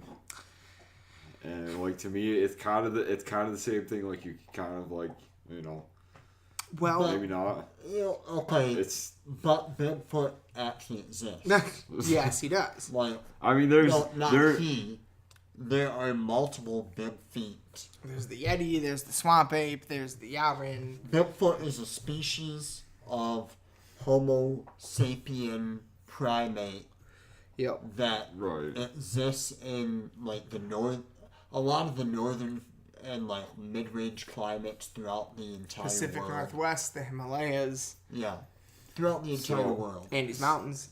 Dogman is entirely different. It's a different species. It's a canid species that exists separately from... Sam Squanch. From what we know for a fact. Like, is real, which is Sasquatch, Bigfoot, the Yeti. So well, I guess let me ask you this question then. Because there's a lot of, obviously this is something that's, like a Michigan thing for the most part. Yeah. I guess. Yeah. So, is it, or is it more like... 100% it's a Michigan thing. But dogman sightings have been sighted all over the northern U.S. It kind of... No, it kind of sparked. As much as I hate to admit this, it kind of sparked from a story in Wisconsin. A woman named Linda Godfrey, who literally at this point wrote the book on this stuff. She loved cheese. Oh my god. She was an investigative reporter in Wisconsin. Okay. And she was in a small I get town. the joke now. With the connection. Took me a second, but we got there. Anyway. She's in a small town, Yeah. and she gets a couple. She's a reporter. Yeah. And she gets a couple of these reports of something weird going on a road called Bray Road. I'm very familiar with Bray Road. And it later came to be Most referred because to as the Beast of Bray Road. Mostly because you've talked about Bray Road for like. So she goes to the fucking cops, and she starts asking questions, and the cops are cool about it, and they hand her an official police document labeled werewolf. And so the police literally had enough reports to be in a file and had no other explanation other than to refer to it as a werewolf. And that's what started her down the path. And she kind of, in the 21st century at least, brought a lot of this to where it is now in a big bad way. And then hunted down the other, especially Native American accounts of. Yeah, there's a lot of those. All right, that goes into the skinwalkers. And skinwalkers are kind of a different thing. It's literally a spirit form that can be a human or an animal shape. So, dogmen are like the idea. They're believed to be much more like just real creatures. Alright. I'm good. But so that was in Wisconsin, and then her research uncovered, the 1887 report I said earlier, and fucking all this other shit in Michigan. Probably a lot of the UP because Wisconsin still thinks that they own that. The UP, the biggest hot spot in Michigan is the Manistee National Forest, which is the western side of the state.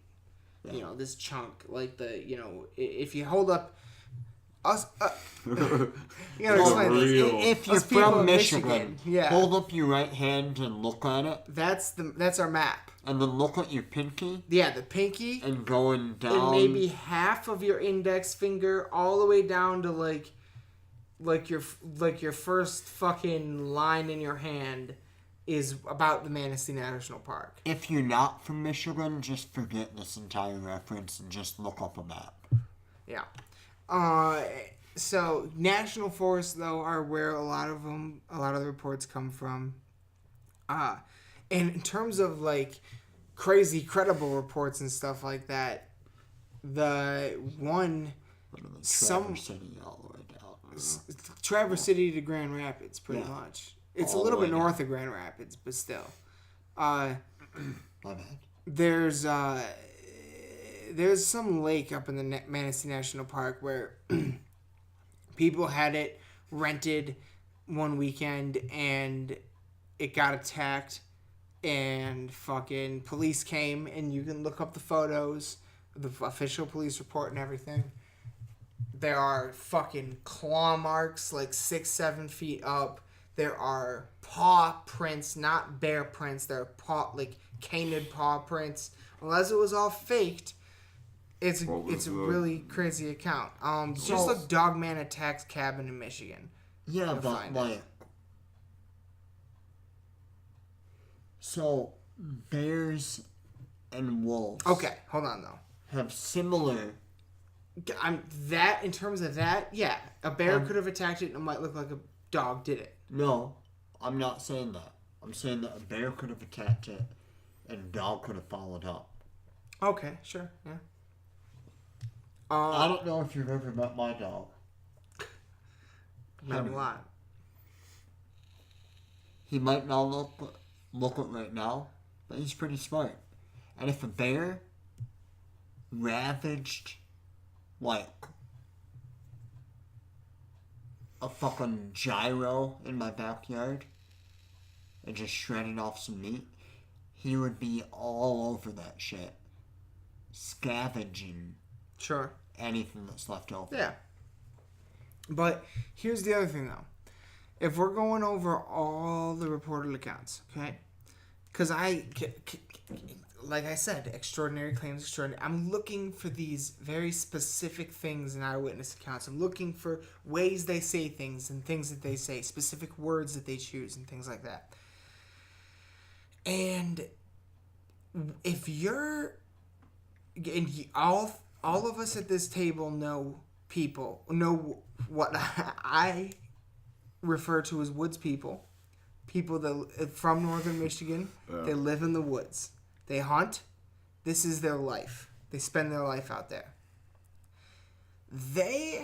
I have a hard time believing They've never seen any weird. no.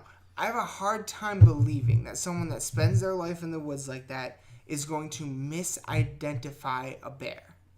And that person is going to misidentify a bear in these specific ways. That it actually had shoulders, it had arm and chest musculature, and the biggest one is when it stood up, its legs were bent backwards like a dog. How's it going? Like that characteristic right there. I don't see someone having grown up in the woods, hunted their whole life, misidentifying the backwards legs on a bear.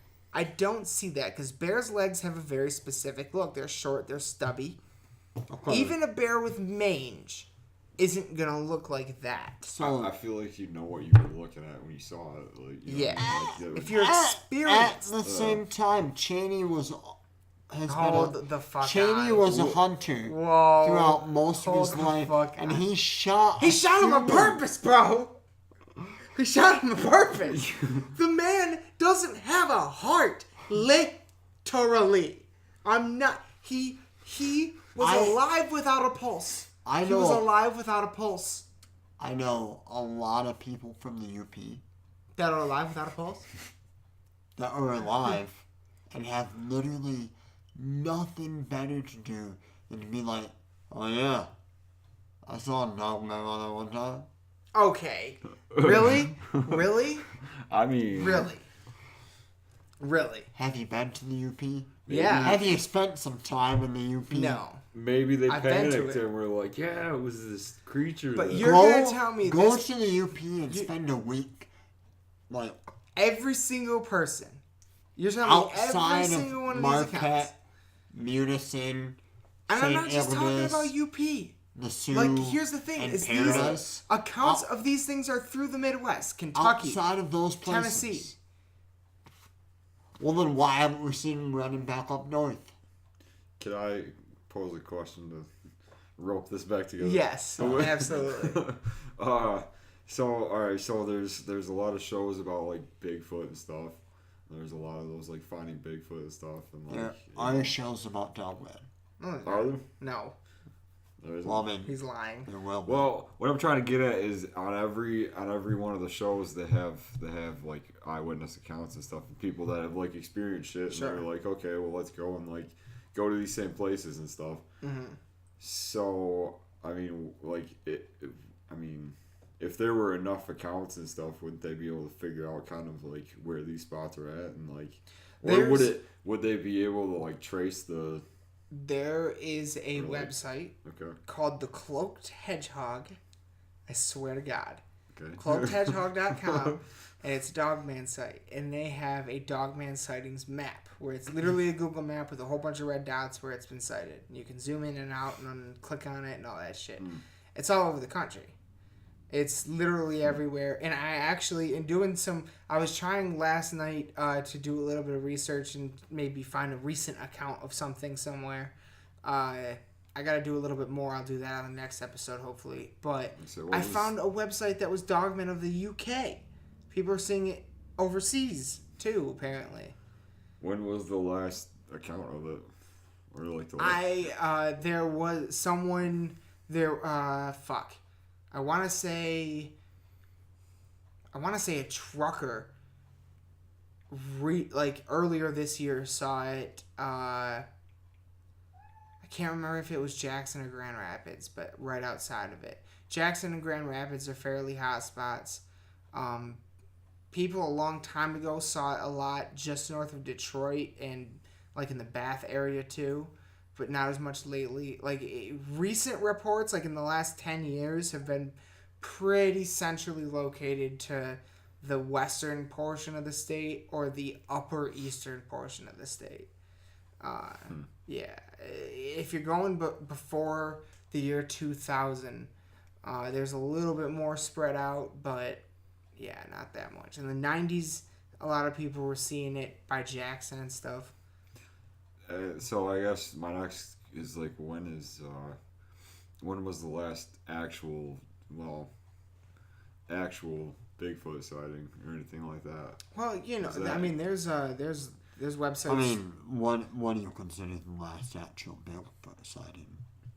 That's the thing. Yeah. I mean, people... That's a very hard question to answer. Okay. Has there ever been an actual sighting yes, Bigfoot? I think so. Is that actually dogman? Let me see. I'll tell you.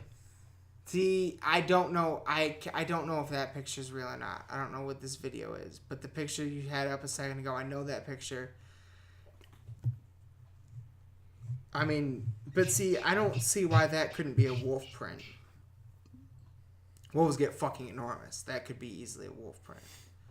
You see, my thinking is, you know, whenever they stopped, like whenever, you know, these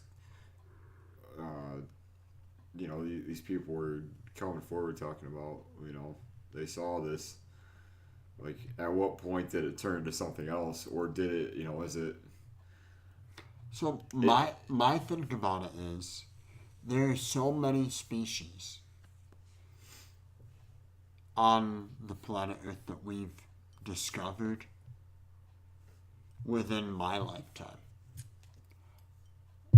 Far be it from me to say that there isn't another species of humanoid-like representation that couldn't exist somewhere. Bigfoot, dogman, something like that. Some hairy Homo sapien-esque creature that some descendant of Homo sapien, Homo sapien, Neanderthalian creature that might exist out there, that might not have to breathe that often, that might be a solitary creature, but it hasn't died off by this point. Are we still living off of stories from our own ancestors of a creature that once existed that no longer does? Quite possibly. You know, I mean, that's kind of where, you know, that leads me. It's like, you know, that was kind of what I was asking, like, when the last person that was, like, that had actual... And why hasn't there been any, like, current accounts of it or anything? I don't not believe the accounts that you have, but, you know, like, the last person that you can tell me about was early 1900s? No. 1980s? No, like, the cabin thing happened, I think, in the 90s or early 2000s. But I can tell you about more besides that. I mean, but, like, very specific accounts of a lot of these things are much earlier than that. And then we have some accounts that, are they legitimate, or are they more accounts based off of the lore itself? And, yeah, I mean... I agree. I know. Yeah, I agree. It's like a big game of telephone, kind of. Yes. Like, somebody, you know, you get told something and then you kind of... But I believe in Bigfoot. I see a bear with mange, and now suddenly I see Bigfoot.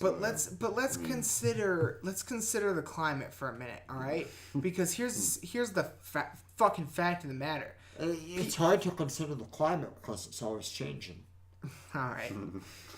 That's not what I meant. Fair. But fair. But their fucking fact of the fucking matter is that people who have been investigating Bigfoot and finding evidence and have sent in things like hair samples. Jesus Christ, you thought you killed it with that joke, didn't you? Oh my God. Oh, you liked that one, didn't you? Yeah, I'm proud of you. That was good. People who, though, have been investigating Bigfoot and sent in hair samples, got back hair samples from more than one laboratory that said absolutely it is an ape-like creature of unknown origin. We've never had anything like this before. And there's nothing in it that suggests it's fake. So, we have hard evidence of a fucking ape-like creature existing in the North Americas and the Himalayas. DNA evidence. And, I mean, this isn't on CNN. This happens and it never makes news. That's what it is. Because the climate is, if you talk about it, then you're going to be labeled a certain way. No. So, well, it's always we have kind of been that way with. We have to consider that. We also have to consider that with actual sightings. How fucking many people know that there's a website that they can go to report a dogman fucking sighting? How many people know enough about dogman to know what they're seeing when they see it? That's also my issue with what you mentioned earlier with aliens. We don't know what aliens fucking look like. Have aliens been to Earth? Is that actually a thing? We have so many accounts of UFO sightings, people seeing aliens. It's very similar to the dogman situation, where you take all of these thousands of accounts of UFO sightings, of people seeing things, and you have to narrow it down to what's real, what's not. In terms of aliens, at least, Well, you have to assume that 99.999% of them are actually false. The likelihood of another intelligent civilization finding our planet, coming to it, and being spotted by somebody, and that person surviving to tell other people, yeah, man, I saw aliens just the other day. Okay. They beat me up into their spaceship. The likelihood of that is zero. Well, What are the chances that like we've seen aliens who've come into contact with them, but we just don't know it. Unless hold on though. Very small to zero. Hold on, you're right. You're right. Unless they have been coming here for a long time. So here's the thing. There's a paradox in our existence at this point. Ooh. Either there's a line that it's a theorized line that most civilizations throughout the universe have encountered. Either you're reaching it or you're past it. Essentially, what it says is that either you're going to reach your end, you're going to destroy yourself in some way, or you're going to exhaust your resources, or you're going to somehow your existence of an intelligent species is going to come to an end, whether it's through cosmological events or your own undoing. You're not going to advance fast enough to be able to escape your own demise. Okay. Yeah. The likelihood of the human species escaping that is 0.0001%. But hang on. And if we've encountered another alien species, it decreases a millionfold What does? our likelihood of passing the void. Okay. So you think that... So what you're saying is that if we've encountered alien species, it'll be more likely that we kill ourselves before we make it off this planet. Precisely. Okay. So? It's better for us to have not had. It's better Maybe. to assume... Where's this coming from? Where's that come from? Why do we think that? There are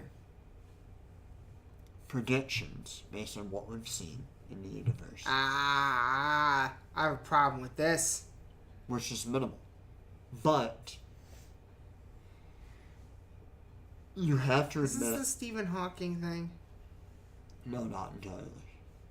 You have to admit that communication, waves of communication, whether it be on the entire spectrum of from gamma all the way down to radio, Mm-hmm. something has to be transmitted one way or another. Mm-hmm. Especially if you have a ship traveling hundreds of light years to another planet. Yes. You have to communicate in one way or another. Yes. Most effective way we would be able to pick up on. Yeah, well, we don't know a way to do that yet. 100% we do. Well, we don't have...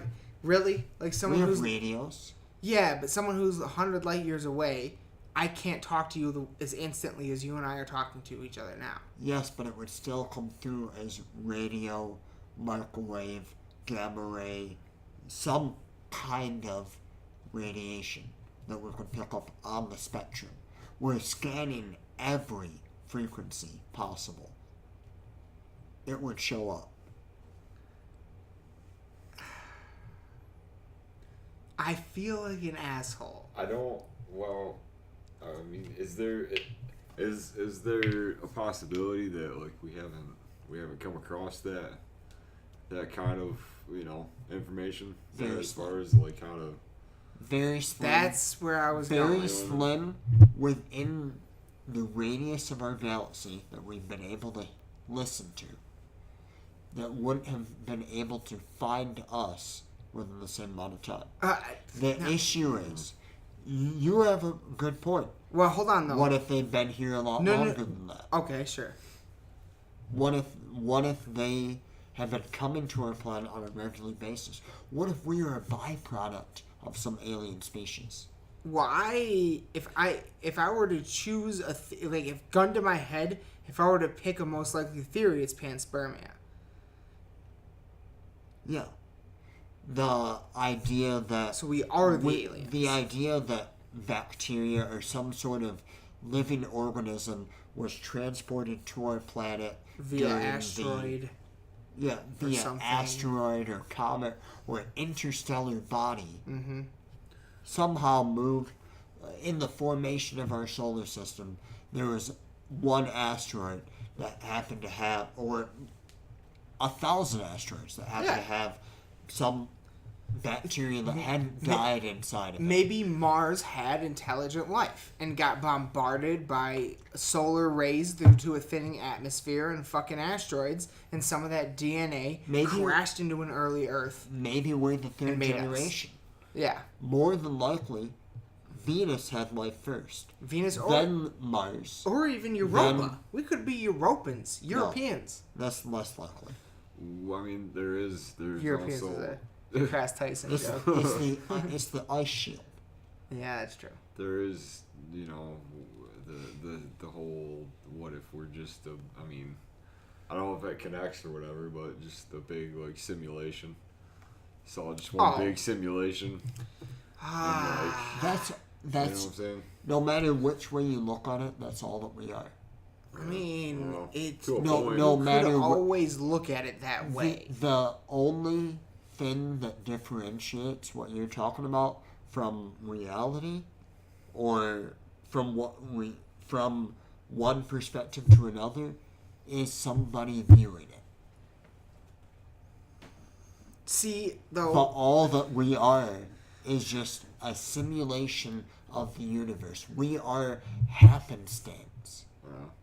We just happen to be here in this time, at this moment, recording this podcast. And right now, I feel pretty lost. Where? In the dark. No, I don't know. No, that's real. That's real. Yeah. Like, That is the reality of our situation. Yeah. we have no We idea. are literally lost in an infinite, vast dark. Are we or is he? We all are. No. Fuck you for a moment. Hang on. This is all a simulation purely for your consciousness. Okay. Yeah. We, myself and BJ don't exist. No one else that you've ever met actually exists. We're just You're freaking me out. We're just codes in a program that you're destined to see because that's what the program dictates. Could be. We went over this in philosophy. Yes, we did. Many times. I am, therefore I am doesn't necessarily mean Anything. I am, therefore you are. Yep. It only means I am. I know that I think. Therefore, I know that I exist. But you literally could be in a pod right now with your life force being sucked away from you to feed energy to another machine. And this is all just literally the Matrix. Yeah. We wouldn't know. Yeah. See, It'd be I too think late by the time we figure it out. the issue with that. There'd be so many iterations of us before we figured it out. Your body would be dead. There's too many issues with that Well, I mean, for me. Name one. Because if it was a simulation, so why am I seeing? Why am I the only I don't even know where to start. You're with the this, creator. to be honest. you are Yeah. Goza. So So take it from your perspective right now. okay. Uh, I'm tripping right now. You messed my mind up a little so bit. take but it from your perspective okay. right now. I'm not tripping, but Like, you know, 24 years ago. grasping. 24 years ago, aliens created human DNA. And they created a human consciousness out of that DNA. And they have it in a sphere that's simulated consciousness. And they've programmed so many different inputs and so many different variables that you're able to experience an entire life within this tiny little sphere where all that you actually are is a brain in a jar to them. And they're studying the exact experience that you have while you're in that jar. I'm not real. BJ isn't real. BJ isn't gone. Because he was never actually fucking here. That might actually be reality.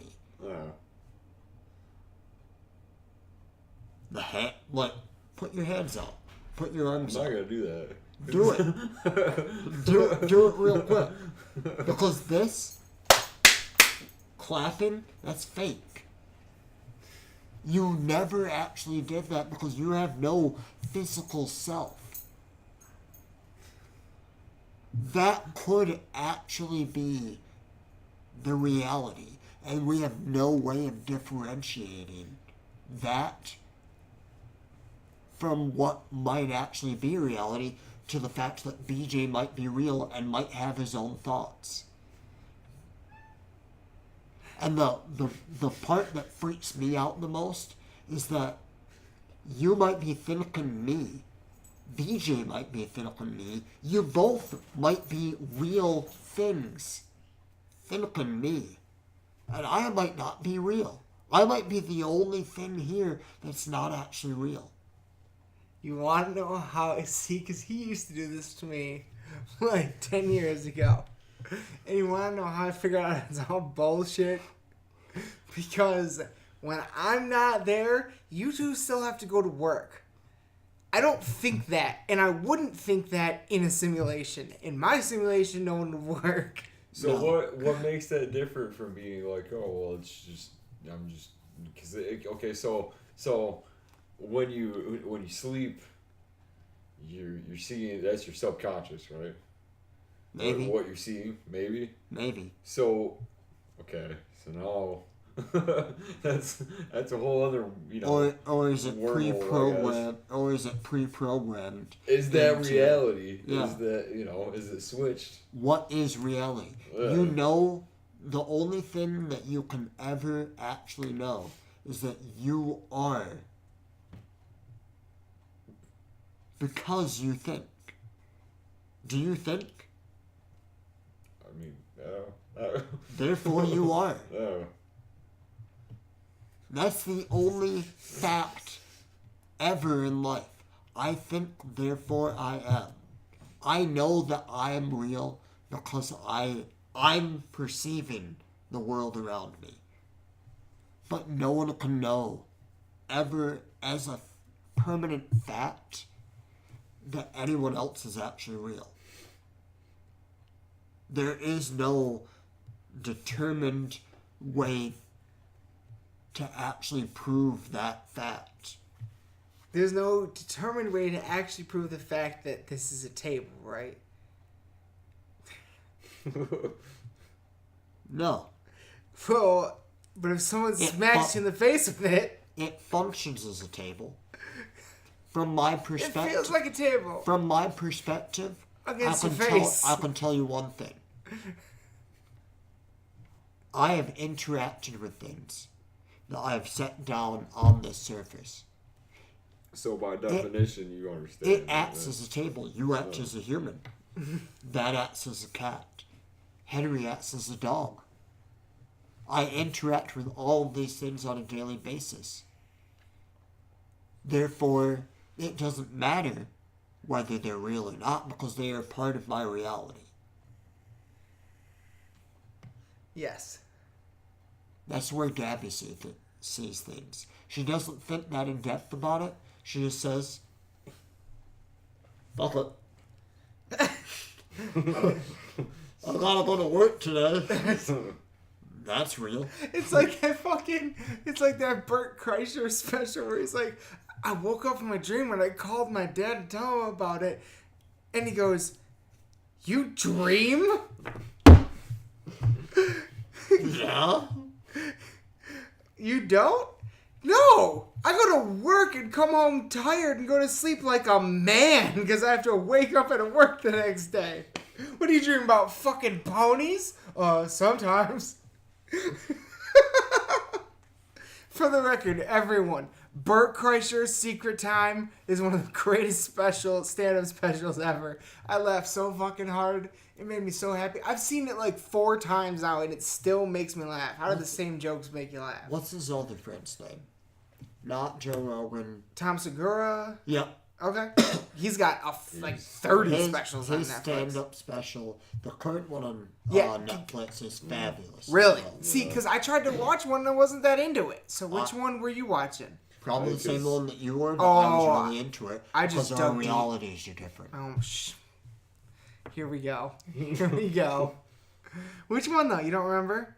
I'll give him a second swing. No, I don't, because your reality hasn't watched it. Therefore, I don't remember. I will say I think his earlier ones are better. Segura's? Yeah. All right. I'm going to check him out because he's always good on the Rogan podcast, and I've heard nothing but good things about his podcast. I just haven't jumped on it yet. They are pretty good. I like his earlier stuff. The most recent comedy special that I saw was decent. It did not thrill me in any way, shape, or form. But it was It a didn't good what? special. Thrill. Thrill? Okay. Wow. I'll check it out. Yeah. Kreischer's was just fucking nonstop phenomenal. It made me, I was dying. Like, and I'm bummed out because he's now going, like, after that special job, now he's doing, like, a big world tour and not coming to Michigan, which... Or drinking, or smoking, or... Only for October. Yep. Only for sober October. But that's going to throw a huge wrench. No, the tour starts in November. So it's fine. Yeah, he's going to start it off. Oh, super fucked up? Yeah. Yeah, I hope they have to build his tolerance back during the tour. But I think, because I was listening to Rogan, here's the thing. Show on that tour is going to kind of be shit. Here's the thing. They, Kreischer, either over the last few days has been on a cruise, a comedy cruise. Yeah, he was talking about that in Bob and Tom. And really? Yeah. He was on Bob and Tom? Yeah. That's crazy. But Kreischer. Okay, so Ari Shafir and Tom Segura greenlit Kreischer to drink on the cruise. And then I don't know if Rogan he had one of his greenlit it. buddies on the cruise that was peer pressuring him into drinking. Did he drink? No, I don't think so. I was going to say, because I listened to the newest episode of the Kreischer podcast and Burtcast, and but he basically he had a wasn't buddy on there drinking on the podcast, and it sounded like he was working out. Burt Kreischer is addicted to vodka, which he is. Tito's. Yeah, Tito's.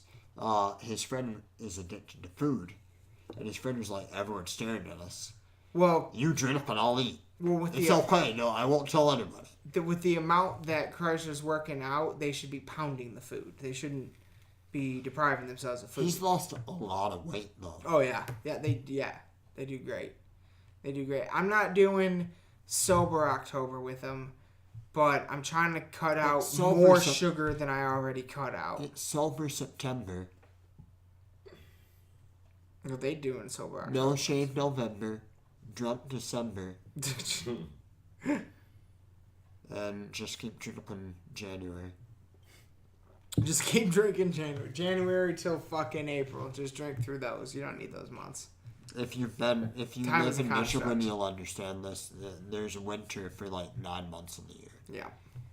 And we're just getting the tip of it. Summer's great. You know what I thought about? Summer is fucking great. I was gonna text. You know what? I should. You never really check Facebook, but I should have you in on me and Preston and Aaron's Lost in the Dark Facebook message chat, because I was gonna do something. I was gonna be like, what was I gonna say? It was a little rhyme. I like fall more than spring, or something. It's something about winter that I can't remember now. I don't remember what it was, but it was funny, I promise. I don't know. But yeah. Did you have any other questions about Dogman, Aaron? I mean, anything I had pretty much got stopped by existentialism. So Does it freak you out that cat might not be real? Oh my god. Because But it is. when That's I'm the thing. when I'm alone with my Because pets, what's real? How do you define real? When I'm alone Can with you my touch it, see it, smell it, feel it? 100%. That doesn't make it real. That only makes my Why? experience of it real. But what if another being I can- experiences it as well? I can experience. If two beings are experiencing the same So thing, does that- I cannot prove that another being A exists, B experiences the same thing that I do. What's So the color that's- blue to you? however, okay, That's- fine. that's But if just- you killed another being, you'd experience consequences. 100%. But are those consequences real? Yeah! Because mean- then you have to experience life in jail. But is That's that real as fuck. Real. It's real. You'd have a lot more time to think about it. Isn't that just kind of like nihilism? Like, No, I don't know. I don't actually know the definition of nihilism. I always just thought it was like a dick. Someone's a nihilist. It's well, I like, thought fuck you it's- for everything. Maybe not nihilism. Maybe it's like, what's that other one? Fucking.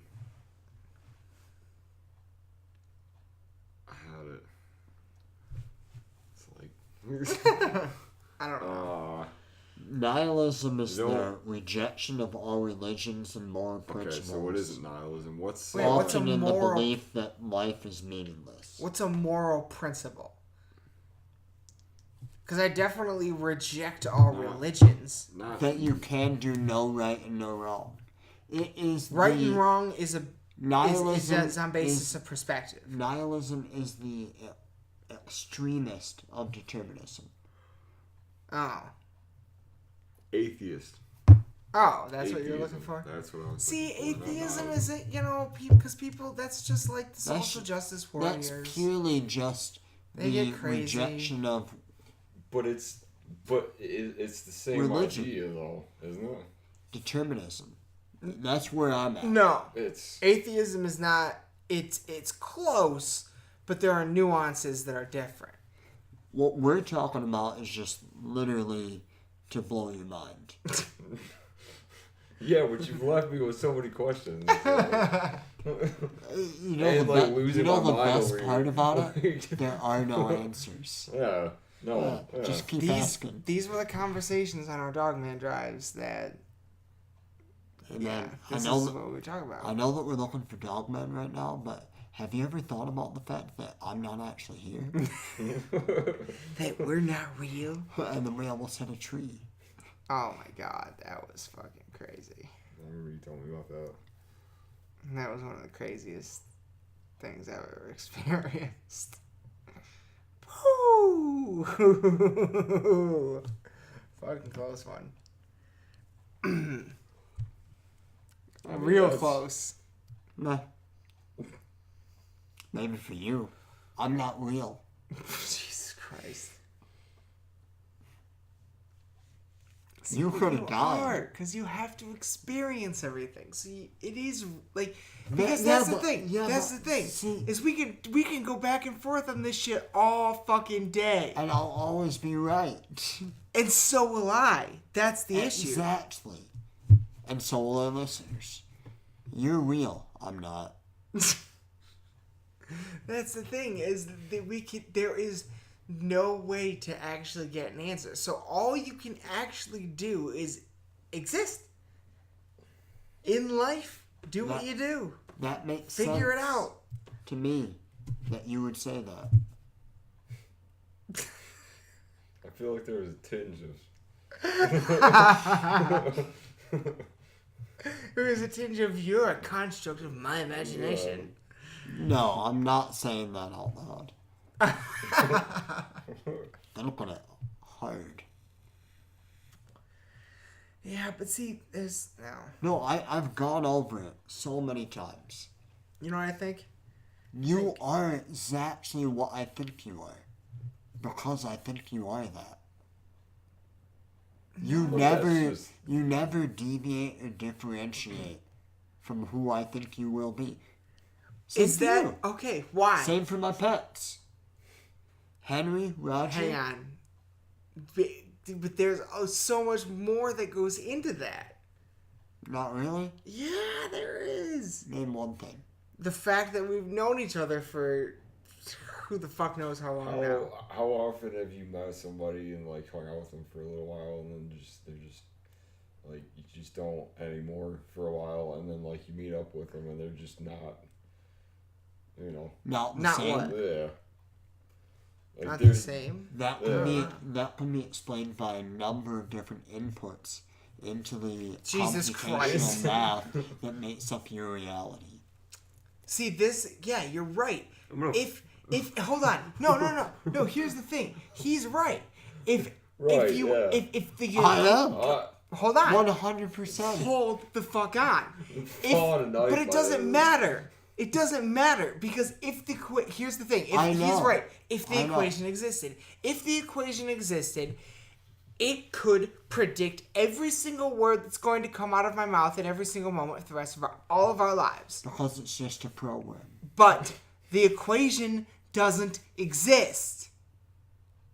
It doesn't exist. To who? So it doesn't to anyone on this planet, to any other Okay. living being that you can communicate with, that equation doesn't exist. That makes sense to me. So it doesn't matter. that doesn't mean that the equation doesn't exist. Yes, That it means- to you in your reality. Yes, it does. Right now, it does not exist in our reality, in our shared reality. All that you're saying is that and nor does any other living creature Know that I of can communicate That any living being can communicate with. Yeah. That Yeah, any human exactly. has ever communicate contacted. with. Ever. Could In the ever- history of mankind. could ever perceive the calculations to make that work. Agreed. Yeah. Yeah. So Someone- it doesn't fucking matter. Someone could. And whoever did Yes. made this program. Yes, they could. And if time doesn't exist in a linear fashion, so it's already been invented and it doesn't exist yet. It might be in At a the linear same fashion. We've already time. proven that it might be. No, time is a construct. It does not exist in a linear fashion. No, That's because just how we measure we've it. already and figured experience out it. that different molecules in the universe don't obey symmetry, which doesn't allow for time to flow backwards. Right. So it has to precipitate time in one direction. But Wait. what that means is that somebody is controlling the situation and only pushing forward on the time button. Somebody? There's a button. Somebody? Though? Somebody. That's Someone getting or into someone's. That's getting... See... I'm trying to be PC about it. I'm And- not okay. saying like some guys. And okay... and even if... I'm a strong woman. Even if there's no way to do anything other than in our existence, in our reality. So it doesn't fucking matter, even if we are in a simulation in a system. Alright, Gabby. It's entirely possible. So that's Gabby's perspective. No. And I'm not saying, therefore, hold on though. I'm not saying don't think about it. she's never thought about it. See, that's incorrect. Because That's not what I'm saying. Why bother thinking about it? Oh, if no, I no, have no, to, no, no, no, no. If I No, if no. I exist here, what's the point in ever thinking about it? Because About my existence, about anything, because I have to go to work tomorrow. What like none of that matters Ah. to like the actual wrong. to the actual. Wrong. No, that's true. No, I 100%. I have the opposite effect. That is the other fact of my thinking that is true. It doesn't matter whether I'm right, you're right, Aaron is fucked for the rest of the evening because I hurt his brain. No, I'm enjoying the conversation. It doesn't Taking what matter I'm thinking about which way you look at it, because at the end of the day, tonight's Friday night, tomorrow's Saturday, the day after Sunday, and Monday, I have to go back to work. No matter what we come up with, even if we like dump some sand on the ground, spread it out, and there's the magic answer in the middle. But Yes, Jordan's right. No, Jordan's wrong. Yes, we are all... This is reality. No, this isn't reality. We're actually a computer simulation. It doesn't fucking matter, because even in that simulation, I still have to go to work on Monday. but see, here's the thing: is that I mean, if I were right about something like that, I wouldn't show up. well, but see here. Well, But- hang on, though. The consequences of not showing up are still the same. And what you have to do after that is still the same. Like, no matter what you do, everything that happens as a result, no matter what the actual cause is, every effect from that initial cause is the same. But here's Yeah. That's yes. determinism. But here's the thing, though, is that even having the reason why I disagree with the idea of it's not even worth your time to think about this stuff is because having thought about all of this stuff, having realized that it is 100% possible that A, I'm in somebody else's simulation and none of this exists. Yes. or B, that fucking not even that determinism exists, and I don't have any choice over anything. I have no free will at all, and it's all predetermined. I'm going to do and say what I'm going to do and say no matter what, and I have no choice in the matter. Just to reiterate, this is your simulation, so he doesn't actually exist, nor do I. I'm just like a bug in the computer program, and I'm just Mr. Anderson letting you know that this is not right. And then tomorrow when you wake up and you wonder like, oh, I wonder how Jordan's doing. I have spent so much time thinking about all of this. I got to the point where I had the full-on realization for an extended period of time that nothing means anything. Absolutely nothing means... Even my favorite songs that make me feel that wonderful fucking surge of power every time I listen to them are nothing more than vibrations played on a string or whatever the fuck a drum is made out of, or the vibration of it's ultimately all vibrations. It doesn't matter. All that is vibrations moving through the air. Yep. At the end of the day, yep. The only thing that's actually hitting your eardrum is air. Yeah. Yeah. Being compressed in different frequencies. You can reduce anything that you love down to literally vibrations. Yeah. Anything you love. 100%. You can reduce it down to something as nothing. As frequencies and vibrations. 100%. And I spent time in that headspace. I spent time there realizing the pointlessness of everything until I got to the point myself where I was like, you know what? That means that the only point or purpose or love that anything has is that of which I ascribe to it. So I went from my favorite songs no longer making me feel anything to now they make me feel more than I've ever felt. Because I chose that. I made the choice to, no, this is what I love. And this is the reason. So it doesn't, ultimately the simulation shit, the determinism shit, fine. And maybe I didn't actually make that choice. Maybe I was always going to go through that and make that choice. There we go.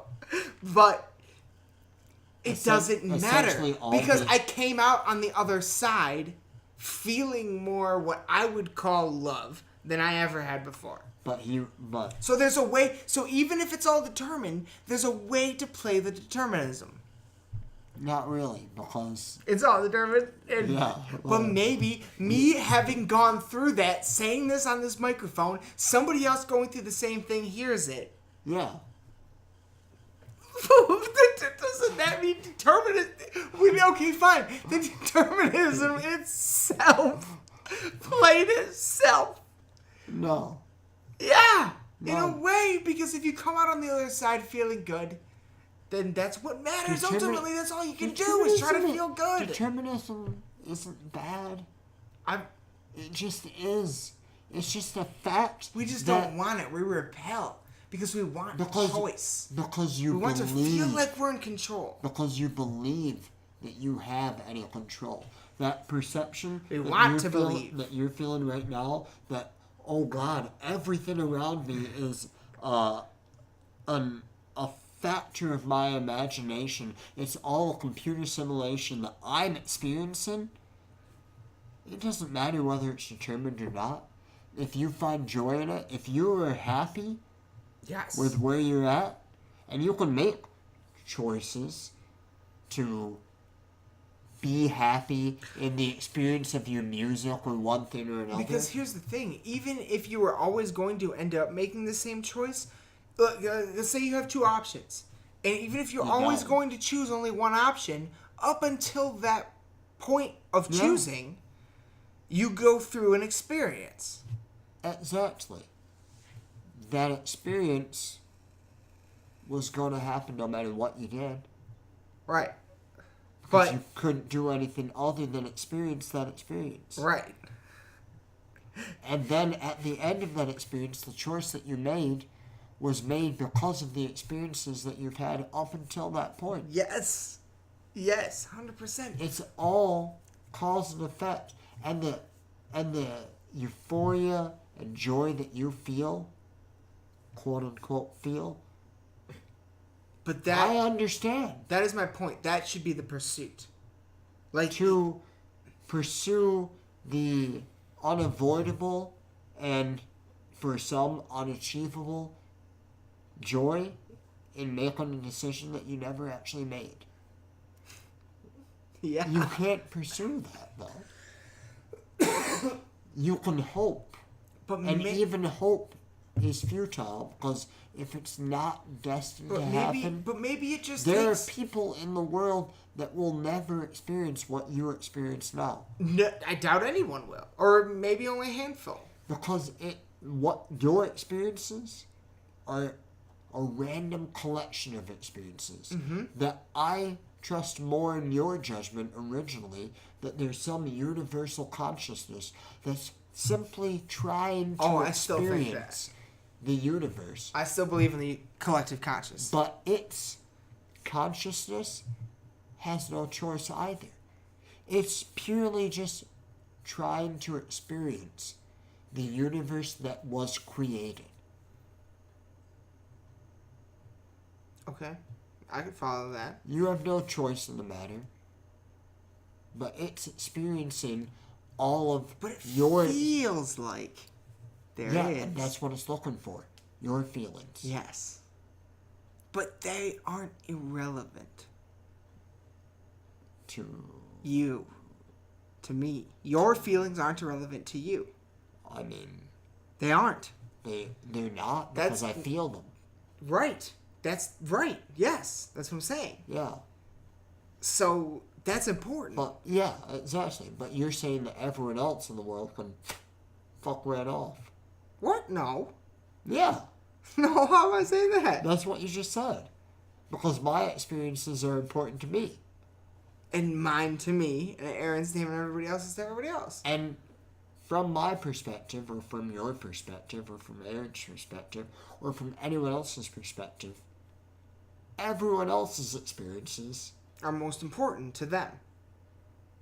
yeah, and therefore, because it's not important to you, they can fuck right off. No, absolutely not. Because I genuinely want them to be having a positive experience.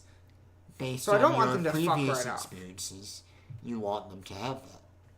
I've gotten to the point where I want them Because to a have lot that, of yes. other people don't care about other people's experiences. Right. And that's predetermined based on what they've already experienced. Yeah. Yeah. Cool. Yeah, I agree with that. Yeah. I'm glad that we agree. Yeah.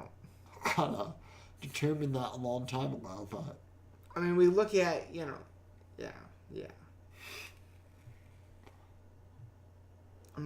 I've never ever said determinism isn't real. It just also doesn't exactly I know. matter, but it's important I know. to go there mentally. It's important to go down that rabbit hole. the difference between like 10 years ago and now is that I've accepted everything that you've said because I know that it was going to be said. Jesus.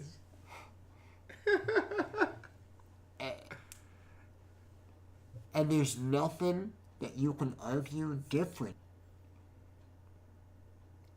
Because everything that you say makes sense to determinism. Yeah. Yeah. There's no argument against it. It all nicely fits into this little puzzle, doesn't it? Yeah, Yeah. yeah. It doesn't mean it's right. Cause and effect, man. You cannot have an effect without a cause. And you can always predict the effect from a cause with enough information. But no one 100%. in all of existence has ever had that information. Yeah, but Maybe that's what the fucking... Oh, shit. And Oh, shit. And that's the difference between understanding why we Hang might on. actually be in a simulation. No. But this is what the conspiracies are doing. This is why they want all of our Facebook data and all the shit from the Twitter and all of our phones. Because trying to with predict enough it. information, they can predict anything. Maybe that's what they're going for. Yeah, but it still doesn't. But it still wouldn't even work. Because you need all the You data need more in than the just universe. human. Yeah, you need more than just... you need so much more than just... You need, data... Yeah, from the universe. You need to know... It would never work. The equation would never be complete. Where every asteroid, every planet, every other living being, every sun, every star in its cycle. So knowing when it's going to explode. It's deeper than that. It's the particles that make up the atoms within every ounce of matter in the universe. You need to understand where they are and where they're going, which is something that we don't. Not even close. We still don't even know what the fuck dark matter is.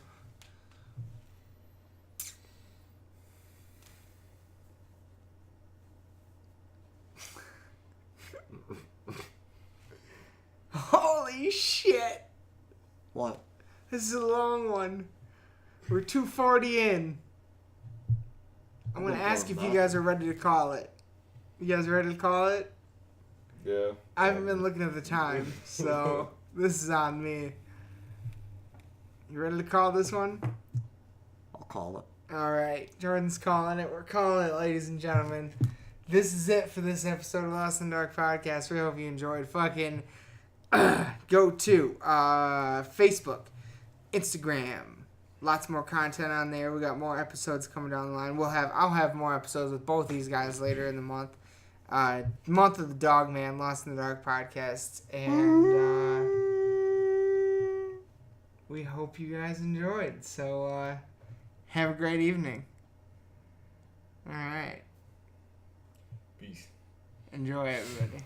Good night. Good night from all of us. And we hope you're enjoying your month of the Dogman. Goodbye.